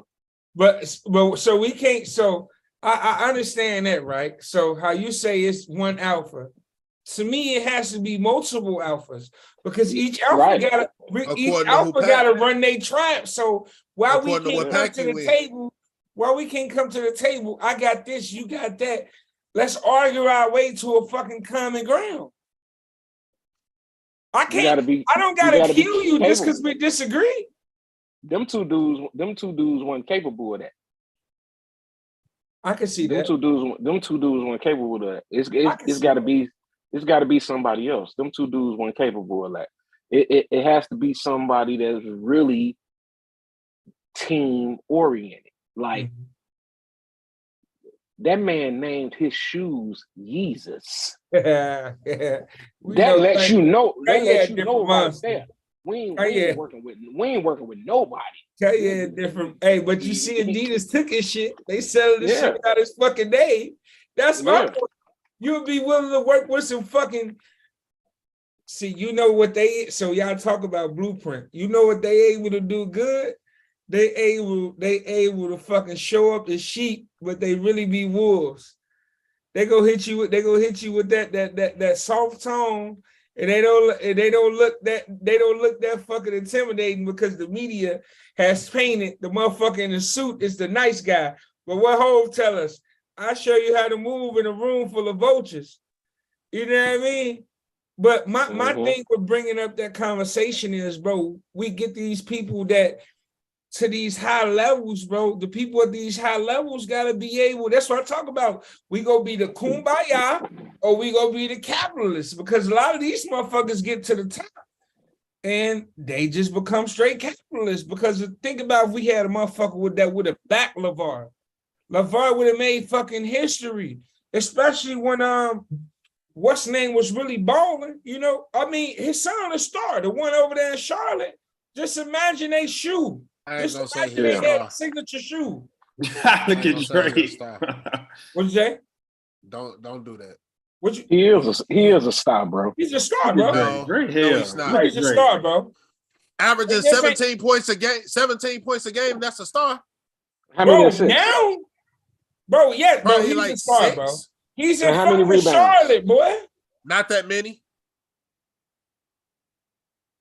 What'd you say, Dre? Dre, you bugging. Shorty a star. It might be a down year for him, but Shorty a star. Bro, I like LaMelo Ball. Don't get me wrong. I'm not taking, but he's not a star. He's a star, bro. So who a star? Who the star on that team? Who the star on that team? No, who the star on Charlotte though? If anything, well, damn, he had just got himself suspended. He ain't even there no more. You better not. Who the star in Charlotte? What was dude's name? Who just beat this? Bro, yes, bro. Stop it. Stop it. Bro, you know LaMelo the star of that team, bro. That star, Dre. Okay. Y'all better go back and go watch, bro. It's a difference between the star and the best player. Okay. LaMelo is the best player. That's what I thought. That's what I thought. He's the best player on the team. I thought he was. Dre on that bullshit. Dre thought I ain't on no bullshit. It's okay. It's okay. I ain't on no bullshit. I just pay attention to 17 points and six assists as a point guard. That's not really no average. That's his average? Average. Them ain't bad numbers. As a point guard? Yeah. In a scoring league? 17 points? So who over him? Wait, matter of fact, go ahead. I'm listening. Hey, ain't nobody never won. Hey, it. It's only been one team. It's only been one team where in history to win a championship where the point guard was the leading scorer, and that's Isaiah Thomas. Bro, this ain't 1990s basketball. But I'm You can telling stop trying to you play win. me with that shit Back because when Isaiah- you Huh? won't win a championship. You won't win a championship with a point guard scoring 30 points a game. And don't tell me Steph, because Steph ain't no point guard. Steph is Then definitely. what is not a he point in? guard. He a hybrid. He What damn near position a do we? point guard.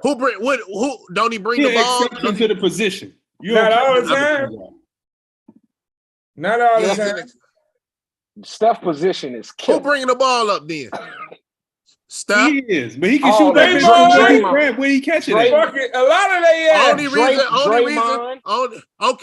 Okay. Well, put it like this. I ain't say that he won, but John Morant just took his team damn near to the championship. Point guard. What you saying? He That's just said motherfucker. ain't no point guard, ain't no point guards getting. He did not take his team to the championship. He lost. He didn't, but he was close to it. Yeah, He's showing He said close. He said A close. lot of He people, lose. a lot of people got close. AI got close. He ain't no point guard either. He a hybrid too. Yeah, He a He ain't no two. point guard either. Definitely. You two. not, bro. Basketball is not designed for no. There is little no bitty such thing as a motherfucker point to guard dominate. anymore. Now that we speaking on it, there ain't no point Man, guards. There ain't no shooting guards. There ain't no Bullshit. small Point forward. guard. Bullshit. Trae Young a point guard. Chris Paul is a point guard. He probably the last. He the last of the dying breed. Ain't no more past first point guards after him. LaMelo a point Name guard. another one. LaMelo. Lonzo. Lonzo. Okay. Lonzo. Okay. Luka. Luka ain't no point guard. Shit. Luka get the triple double. Luka running So- that bitch up. Luka get the triple double. So hold on. Hey, that prove your point, Dre. Okay, that prove your point, I Dre. just- It if prove I- your if point, I- Dre. If I ain't just hit the most biased shit in the world, That Luka prove can your be a point guard. Luka can be a point guard, but Steph ain't the point guard. Steph not He a a floor hybrid. general to me. To me, a point guard is a floor general. Steph not a floor general to me. He can be. I never seen that. He'll score first point guard. He's a fucking shooter. That's what he is. What? So y'all He'll score telling me? first point guard. So you telling me he can't? What's his name? He can't go for 10 and 10. Hey. I mean for 30 and 10 if he He wants. can, but he gonna score first. Mark. Easy. Yeah, Marcus. He more than the shooter, bro. Steph more than the shooter. He way more than the shooter. Pardon my words. I don't mean like my shit ain't dude, concrete. Shorty- He not. Hey, He not only a shooter. Shorty finished top 10 in points in the paint every year. Oh, his So layup. So he not. Yeah. just a shooter. His layup package is That's elite. without Listen a here. dunk. No dunk. Listen here. Pardon. You listen. Hey, I don't mean to cut y'all off. Y'all motherfuckers would be able to shoot and lay the ball up on the NBA basketball rim if y'all been around the rim since y'all was 7 years old in the NBA gym all your fucking life.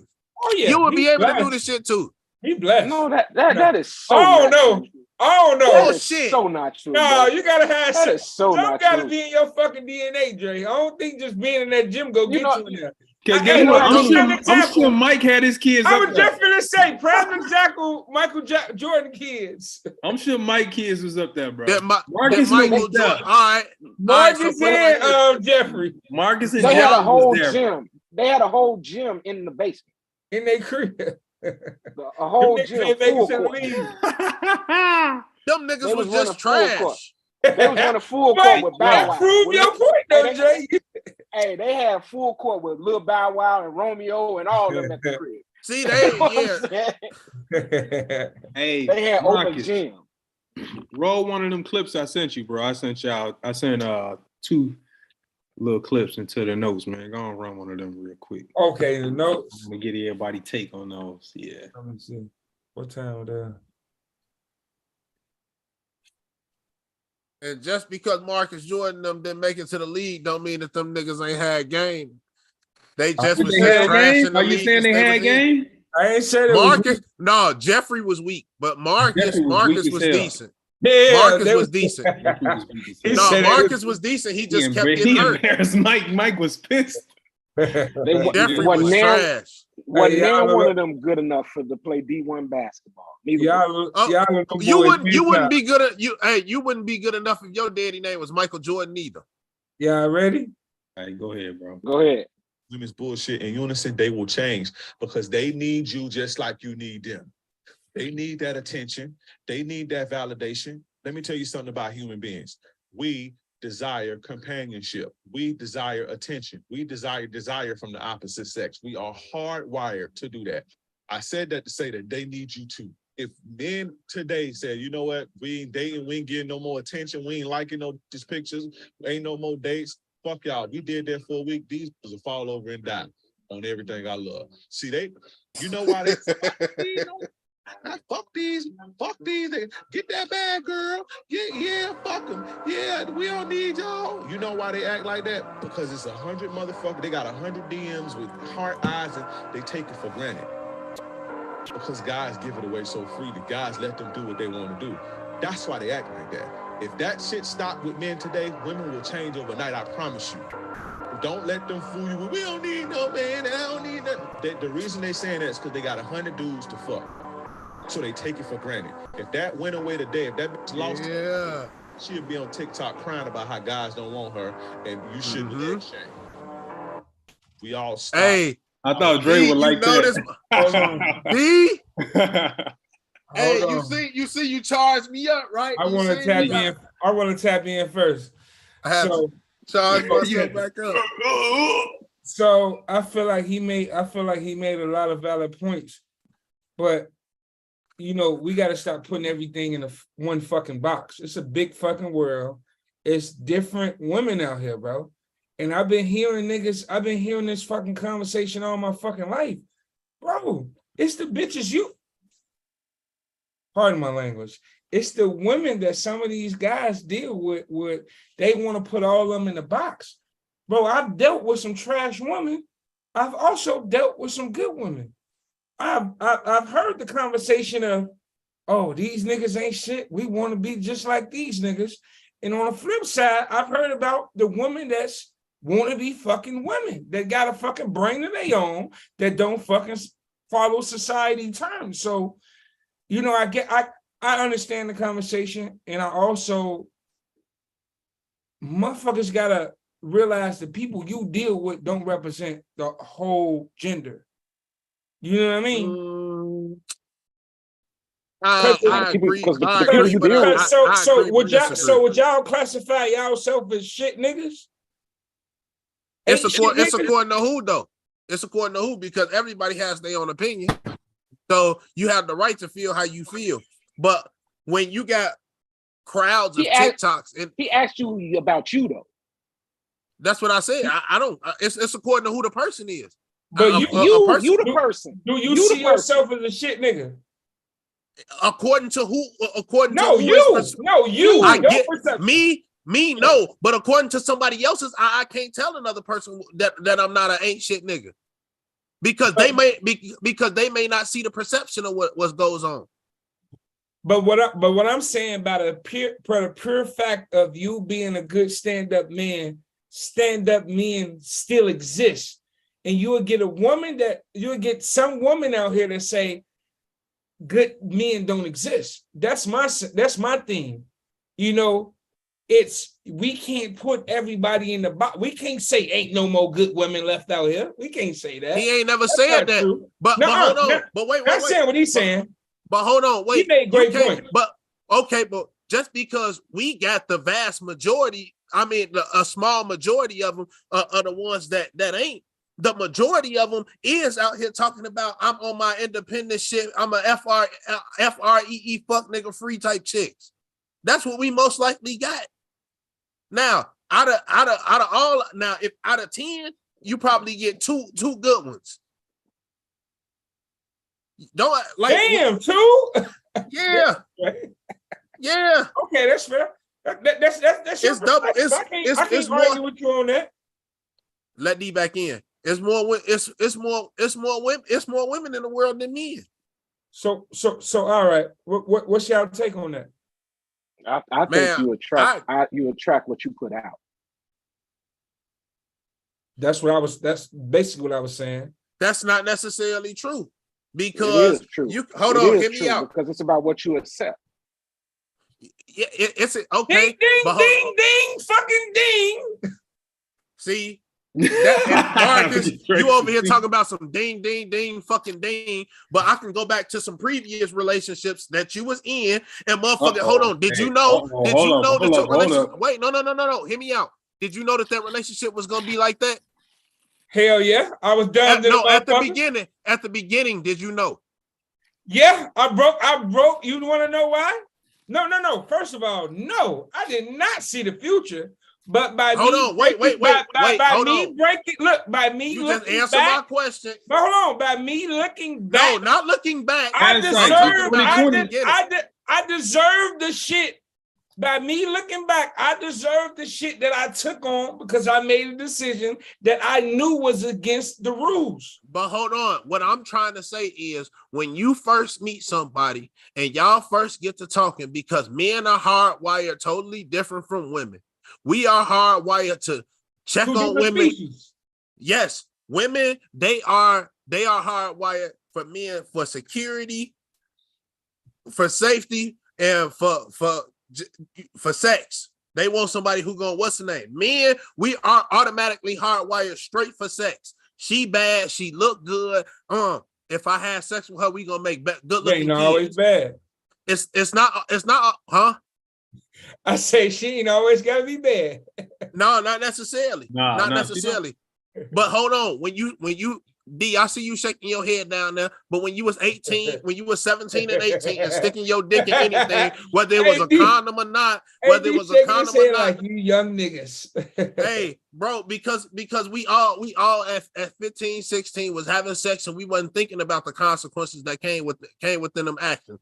The consequences are totally different now. The consequences are totally different. We got women out here tricking niggas just for meals. We got women out here just fucking around on it.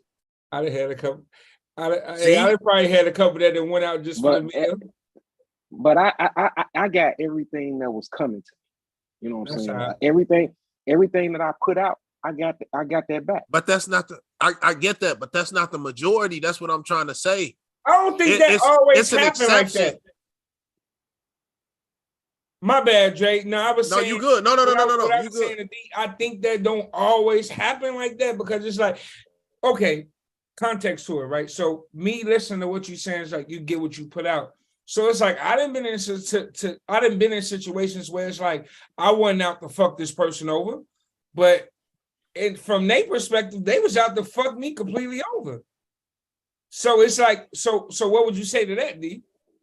Then it becomes what you're gonna accept. Right.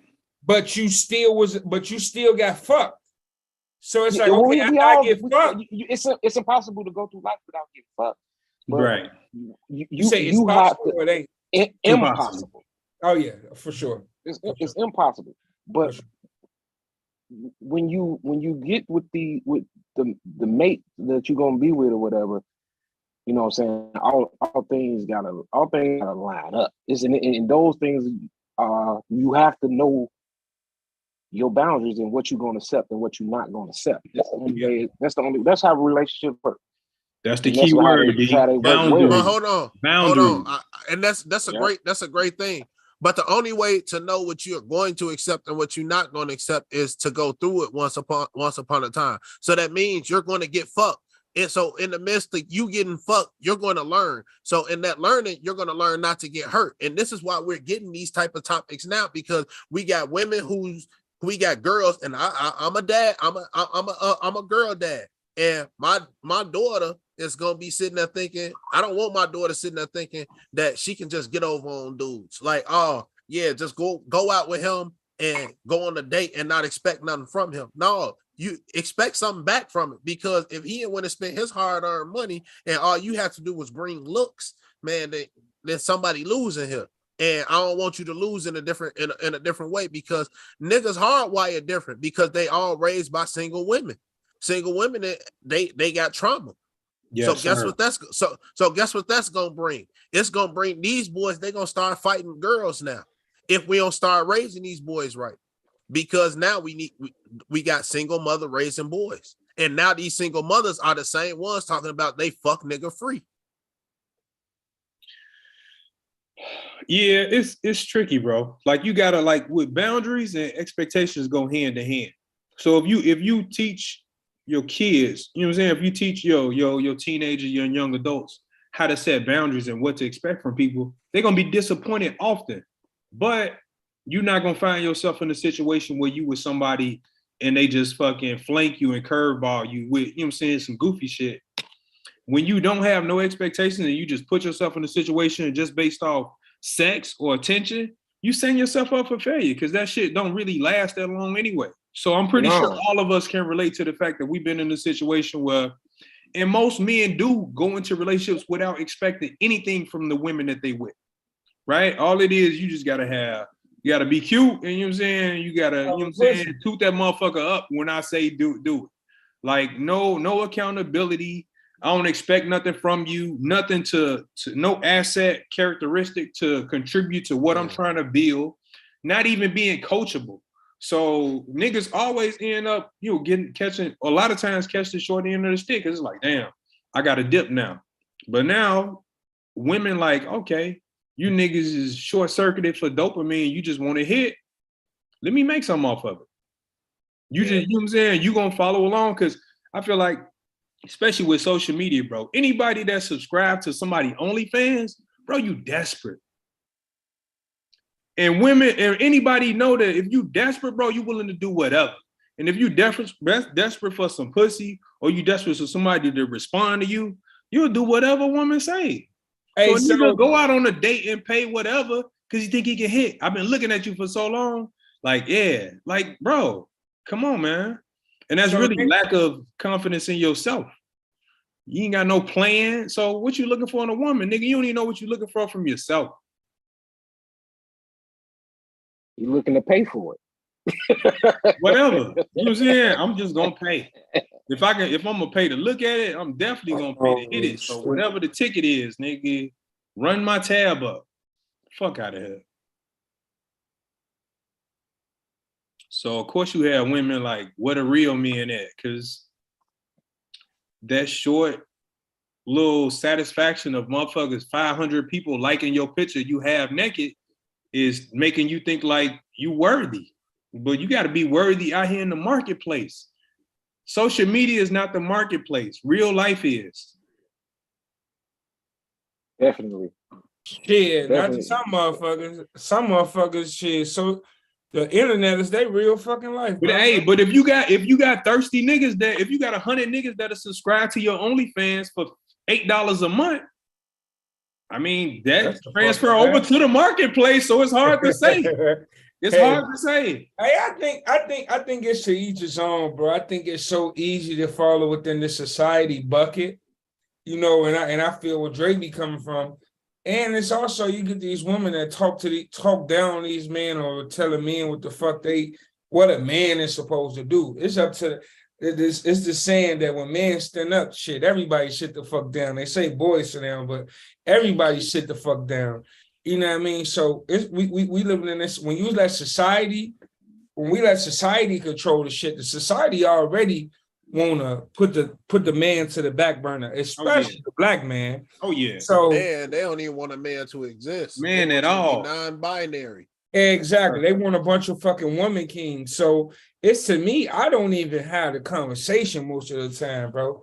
Because it's like what's understood don't even gotta be fucking explained. But I feel like it is important for quote unquote the real to speak on this shit.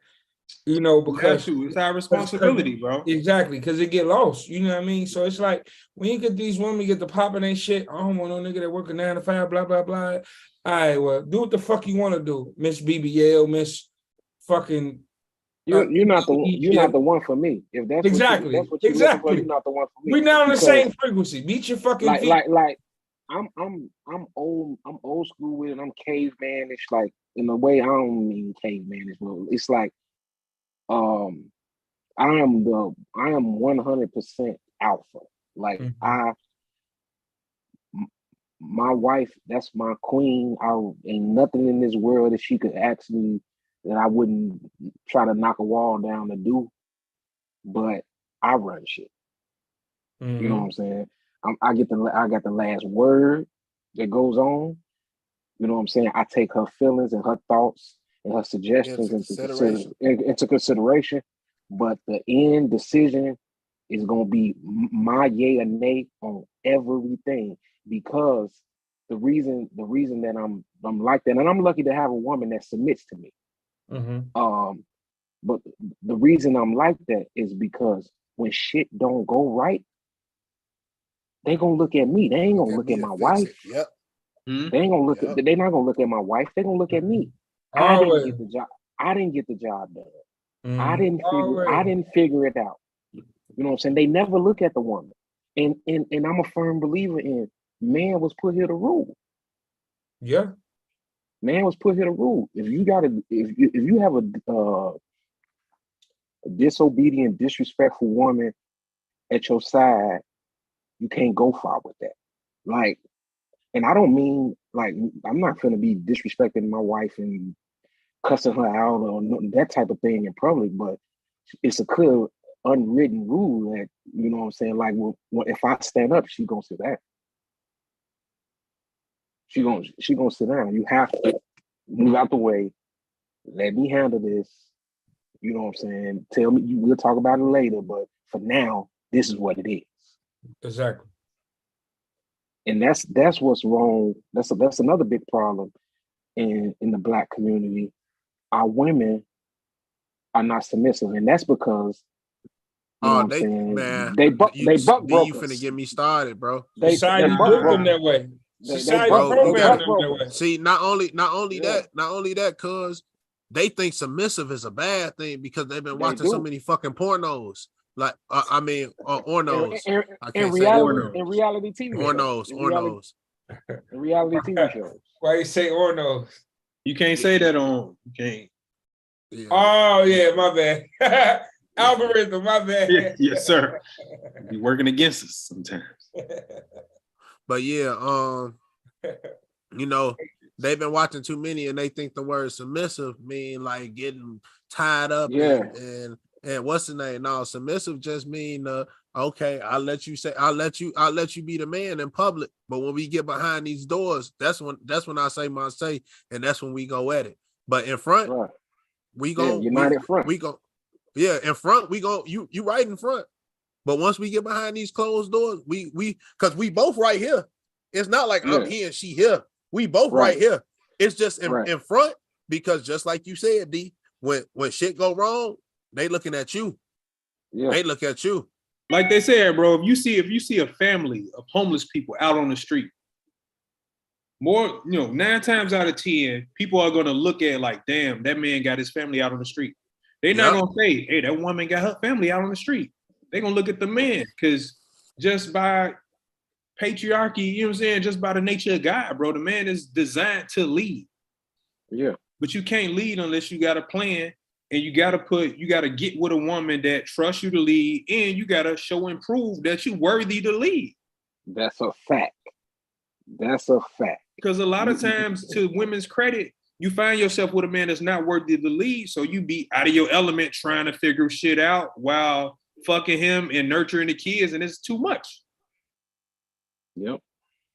So, you know what I'm saying? Like, it's a hierarchy. And modern society want to diminish that and make it seem like we all neutral. No, we not. You need that balance. You gotta push yourself. That balance. Yeah, bro, you gotta come back to your home state, and we all deserve to be there. That's where you flow at. That's where the flow is at. I realized having with just having my own kids, like my wife, she, and not taking nothing from her, she'll yell at the kids and they'll stop for like, a temporary stop. But she gotta yell. Me, I give her ass a look, and then they just like, they damn near melting. It's just a difference, and it's not taking. And sometimes she ain't even saying it. She's like, "Oh, I guess what I say don't matter to y'all, huh?" And it's not that it don't matter. It's just that Daddy just got that. It's that alpha. It's that alpha testosterone. That presence is felt.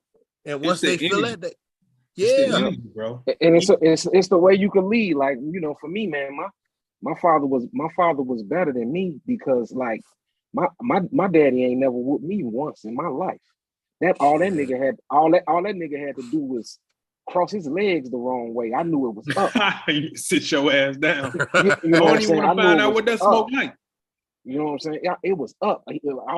All he ever had to do was look at me crazy, and I was in line. You know what I'm saying? He never whooped me not one time. Now my mama whooped my ass, but my daddy never, not one time. But I knew when my mama said, "Do you want me to tell your daddy?" Shit. Oh, what? Shit. Hell no. You know what I gotta do? You know what I'm saying? What I gotta do for you not to tell that mom? This light skinned ass been whooped by Connie and Andre. Shit. I'm off your ass. Bro, Hey, I ain't gonna lie, I had a smart ass pretty mouth. sure.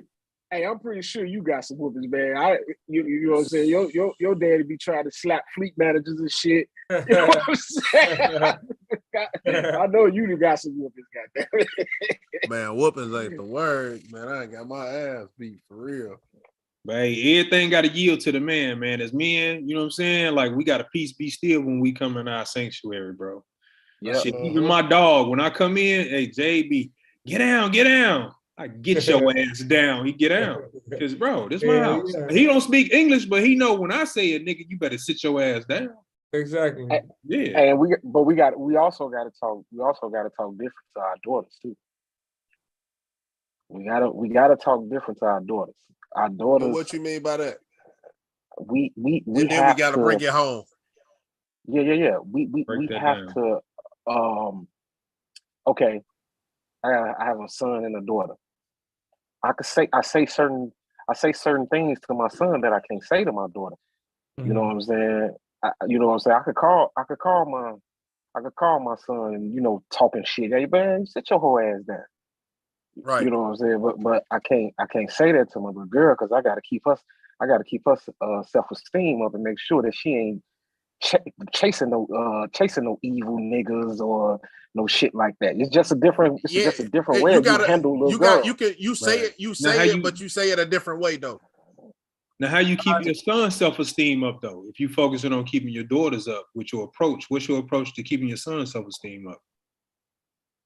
It's the same way. I speak the same language that he speaks. We men. We speak the same language, but a woman language is different. I agree. You know what I'm saying? They deal more in emotions. If I was to say, you know, and I would never do nothing like that. If I was to call my daughter a bitch, that's gonna tear her soul down. Hell yeah. But saying to my son, whole ass nigga, in a general conversation of the way niggas talk, you know what I'm saying? It's different. When he up in age. You basically, I get what you're saying, and I agree with you. I totally agree with you. But at the same time, you can't show. That's kind of like showing favoritism to your daughter. You gotta get her a little bit of the same shit that you was saying. Now, I ain't gonna call my daughter a little bitch. You give her a little bit, but you still have times. You still have to cater to. That's what it is. It's the new parents versus the old school way. You still have to cater. You still have to cater to.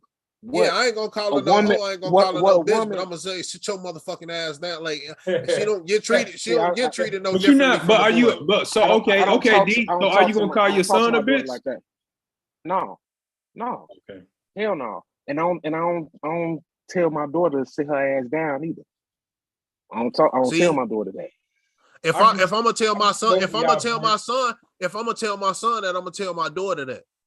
Because at the end of the day, just because my son is a boy, he still got feelings, and then that creates a psychological thing. Then later down the line, we trying to figure out why our son's going to jail and why they'd rather go grab the pipe rather than go grab the gavel and the gloves. But Dre, we have to train our men to have thicker skin than we have to train our women because the system is designed. we system I designed to understand protect that. them. My daughter got a little bit more protection than my son outside Guess of my what? house. Guess what? Do you hurt? Hell yeah. Okay. If your ass fall off your truck, that shit gonna hurt, right? Whether you a boy or a fucking girl. So at the same time, you still gotta cater to some of the boys' feelings. I got boys too, and all my boys ain't the same. But you just brought up a physical feeling. I'm talking emotional. But hold on, feeling is nothing but emotions. That's all feeling is. Feeling ain't a real thing. Pain. Physical pain ain't no goddamn emotion. You feel that. Physical pain is you said fell off my truck. Some people don't feel pain. That was a bad example. Some people don't feel pain. But emotions in general, though, feelings in general, like, so we as men, I see what both of y'all are saying. So what Dre saying, I'm saying you have, as a man, a black man, he has to have a little bit more of an edge, a little bit thicker skin. He has to be more versed than to go out in the world and deal with bullshit than a woman. And that's black woman, white woman, Chinese woman, whatever. Woman in general. So I don't because society is catered to women. Right. I'm not gonna jump up. I'm not gonna jump up and bark and yell over my daughter, you know what I'm saying, to even let her think that it's okay for somebody to be just jumping up, men to be jumping up. I don't intimidate my daughter. But how do we do that without mentally damaging the boy? Because it's like, I understand we got to put that sternness into the cub. Because one day he gonna be, he got to lead. He got to lead. But we still gotta have a balance to not fuck him up mentally. And not only that, when we raising our boys, if we raising our girls like this to a point where they just got this easy ass life, when our boys get to them, the women gonna feel like the world just appealed to their ass, and the men really gotta give arm, leg, and head just to be with them. Hell no, my daughter gotta understand she gonna have to put in some fucking work out here too in this world. Most definitely. She definitely got to put in work.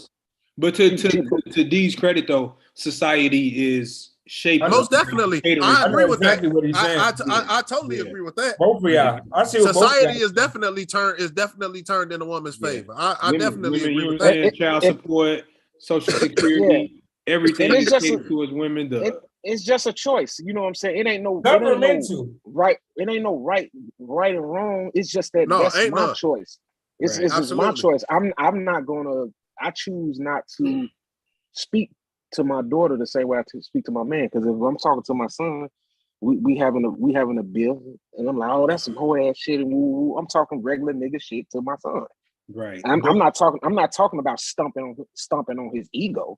Right. I'm just saying it's a difference in ways that I speak to a man and I speak to a woman. It's just like we having a conversation right now. If either of our wives was on this Zoom, we wouldn't be having the same conversation. Facts. That's all I'm saying.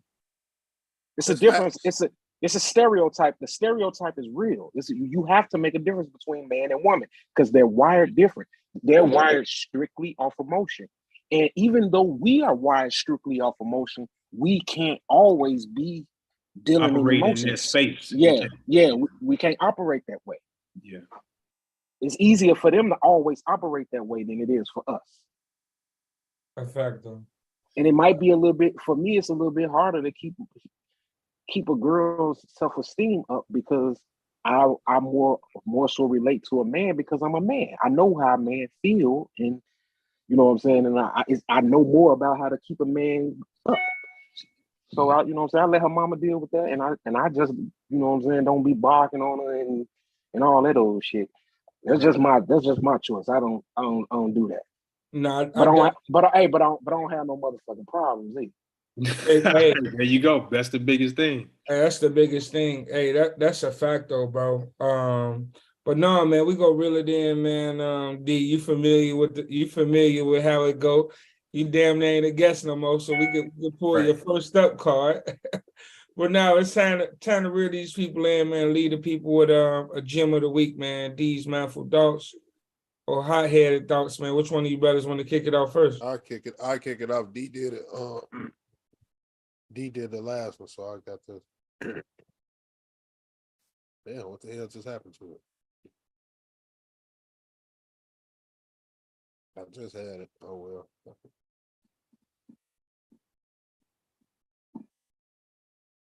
Shit.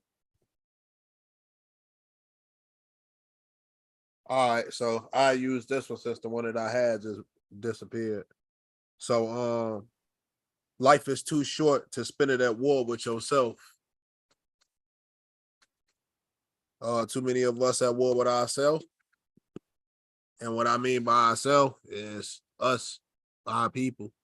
You know what I'm saying? We so busy trying to deal with looking fly for everybody and opposing the masses instead of just saying we're going to take a step back from everything that they got going on and, identify ourselves for a year. Like if us as Black people just say, all right, for a year, we only going to buy food, have Wi-Fi, tablets or laptops, whatever for homework and learn the instrumentals, we'll get far. Just take some time off, stack our bread. But us as people, we'd rather just go spend it, and we'll have 4 holidays in a row, spend it on all the holidays, then mess around. Taxes come, spend all our taxes on TVs and all clothes and then buy a new car. So us as people, we just need to stop battling ourselves and take a step back and reevaluate everything that we're doing. Yeah, that's a real one. Sir. That's a real one. That'll help a lot. But no, I'll go up next, man. Mine is to be fearless. Be fearless. In this life we live in America right now, man, the worst thing that can happen to you is already promised. We think the worst thing that can happen to us is death. And we think that out of selfishness, But that shit promised. So if the worst shit already promised to you, why the fuck, how you go through life with fears? And I know that I know it's of human like to have fears, but to be fearless, shit, the worst shit already promised. So why be scared to start a business? Why be scared to choose a new hobby? Why be scared to try another food? Why be scared, bro? To live in fear, that gotta be a painful way to live. Sometimes I have to tell myself sometimes over like, bro, be fucking fearless, man. Like, this shit is laid out for you, bro. Like, the money already printed, all the shit you want is already made. Like, you just gotta fucking make a plan and be patient enough. Trust, have some fucking faith in yourself and fucking live this fucking life, man. Be fearless. Stop living in fear. Don't tuck your fucking tail. All that shit is just gonna give you anxiety. Fucking let your balls hang and be fucking fearless, man. Don't fucking live. Yes, sir. Fear and faith can't operate in the same space, right? It's either you in one state or the other one. You can't tell me you believe in your creator and you scared, you know what I'm saying, to go out here and execute. That part. Put a negative and a positive in the same box. That part. Never. One gonna cancel out. That part. I'll go next. We'll let you close it out, D. All right. So for me this week, right? Oh yeah, throw the shades on. Hold on, Rick. Hold on. Nigga had to throw the shades on to pull up the casa. Got to lead by example. All right. So for me this week, man, for grown folk, my gym is simple. Vibrate high. And the key to vibrating high, surrounding yourself with people that are either where you want to be, in the trajectory that you want to be in, or, making a shift. You hanging with people, you got people that's in your immediate circle that can't uplift you, can't remind you who you are, not sharing new information with you, like D was saying, hoarding information, trying to compete with you behind the scenes. The energy don't lie. It speaks for itself. So I'm sure we all have been in a low vibrational state where somebody, you know what I'm saying, uplifted us, one of our brothers, you was able to call, or, you know what I'm saying, you was able to listen to a song or something like that that was able to remind you where you should be. Because like you saying about emotions, women, as men, we got to learn to be resilient. The worst thing is already signed up. You gonna die. So why stay at a low state? The lows should only be getting higher. So if you find yourself getting stuck somewhere, which I have been, you got to change what you listening to. You got to change your diet. You got to change what you listening to, who you listening to, what you eating, what you doing. That shit gonna make a difference. Start with what you eating and just go work out. Do something, but try to change something. Feeling sorry for yourself or complaining about the motherfuckers you spending your money with and steady scrolling, looking at motherfuckers that don't make you feel good is not gonna help you. And connecting with motherfuckers, trauma bonding with people that you just been knowing for 10 years. I hate when motherfuckers say, man, I've been knowing bro for 12 years. Bro, yeah. So fucking what? But I ain't related to you in 10 years, nigga. I've been on some other shit for the past decade. Yeah. We not, you know what I'm saying? Like, yeah, I know you, but bro, it's not that.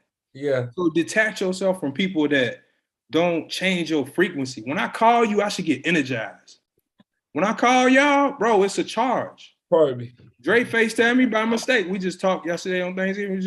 Bro, it's a charge. I should get energy from you. It shouldn't be a deficit when I get off the phone. Like, I have to go, let me make sure I go and link up because I said I was going. Bro, you should want to go. Mm-hmm. Right. You have to force your hand to come hang out with me. I shouldn't have to fucking call you 1,000 times. Mm-hmm. So those are clear indicators that you need to change your circle because the goal is to elevate, to evolve. Going into 2023, don't be around nobody that lower your fucking frequency. If motherfuckers bringing you down, or if you down and they don't bring you up, cut them off. Mm-hmm. Facts. Plain and simple. Facts. That's all I got. Yeah. Well, I'm gonna use mine. Amens right now. Somebody text me and said amen to you, D. Hey, live it. Go live it. I'm gonna use mine as self-reflection. You know what I'm saying? Because like I fell off the wagon for about a week or so and fell into this thing of making excuses. You know what I'm saying? And excuses are the tools of incompetence. They build monuments out of nothing, and those who specialize in them, they seldom become good at anything else. Mm-hmm. And I have to get back to the 3 letters that's behind my name on my profile, my LinkedIn, and everything say CEO. And I always said that how I became that CEO is I committed, I executed, and I was obsessed. I have to get back obsessed with winning and obsessed with the grind. Nah, you just snapped. Mm-hmm. Because this past week I've been bullshit. Mm-hmm. And I know the holidays played a part of it or whatever, but that's not what I do. You know what I'm saying? So I ain't gonna lie to y'all. I'm gonna finish this weekend off. You know what I'm saying? I'm gonna fuck this, the right way. This weekend. Yeah. Hey, I'm with you. Don't be ashamed. Don't be ashamed. Wear that shit, D. I'm gonna fuck this weekend off. I got some big shit popping tomorrow night with my homies and shit. But Monday morning, bro, I'm back at it like a nigga ain't got nothing. Yes, that part. Yes, sir. What the C stand for? Commit, execute, and be obsessed. Obsession. Hey, you snap. Nah, you snap. I'm taking that. I need to write that on my board tonight. I got one I took from 19 Keys. It's called Paid. What is it? Patience, attention.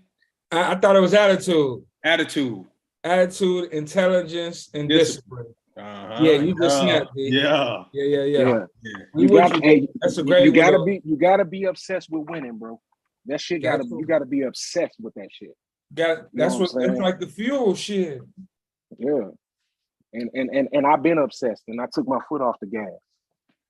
Yeah, that's hey, I got people. My mom says she writing that down, Joe. Yeah, she snapped. I mean, D snapped for real. But nah, that's another one, fellas. Hey, D, now run that back one more time for the people, because that was a major one. CEO, commit, execute, and be obsessed. Yes, love that, bro. Hey, D, we want to thank you for tapping in with the brothers again. Bless us with your presence. God, many more conversations to come. Hey, I wish you brothers more health and wealth, man. We finna close this year out the great way, man. Enjoy y'all weekend, bro. Episode 87. That's another one, man. Another one. Love and light to y'all brothers, man. Man, you brothers enjoy y'all Friday night, man. Yes, sir.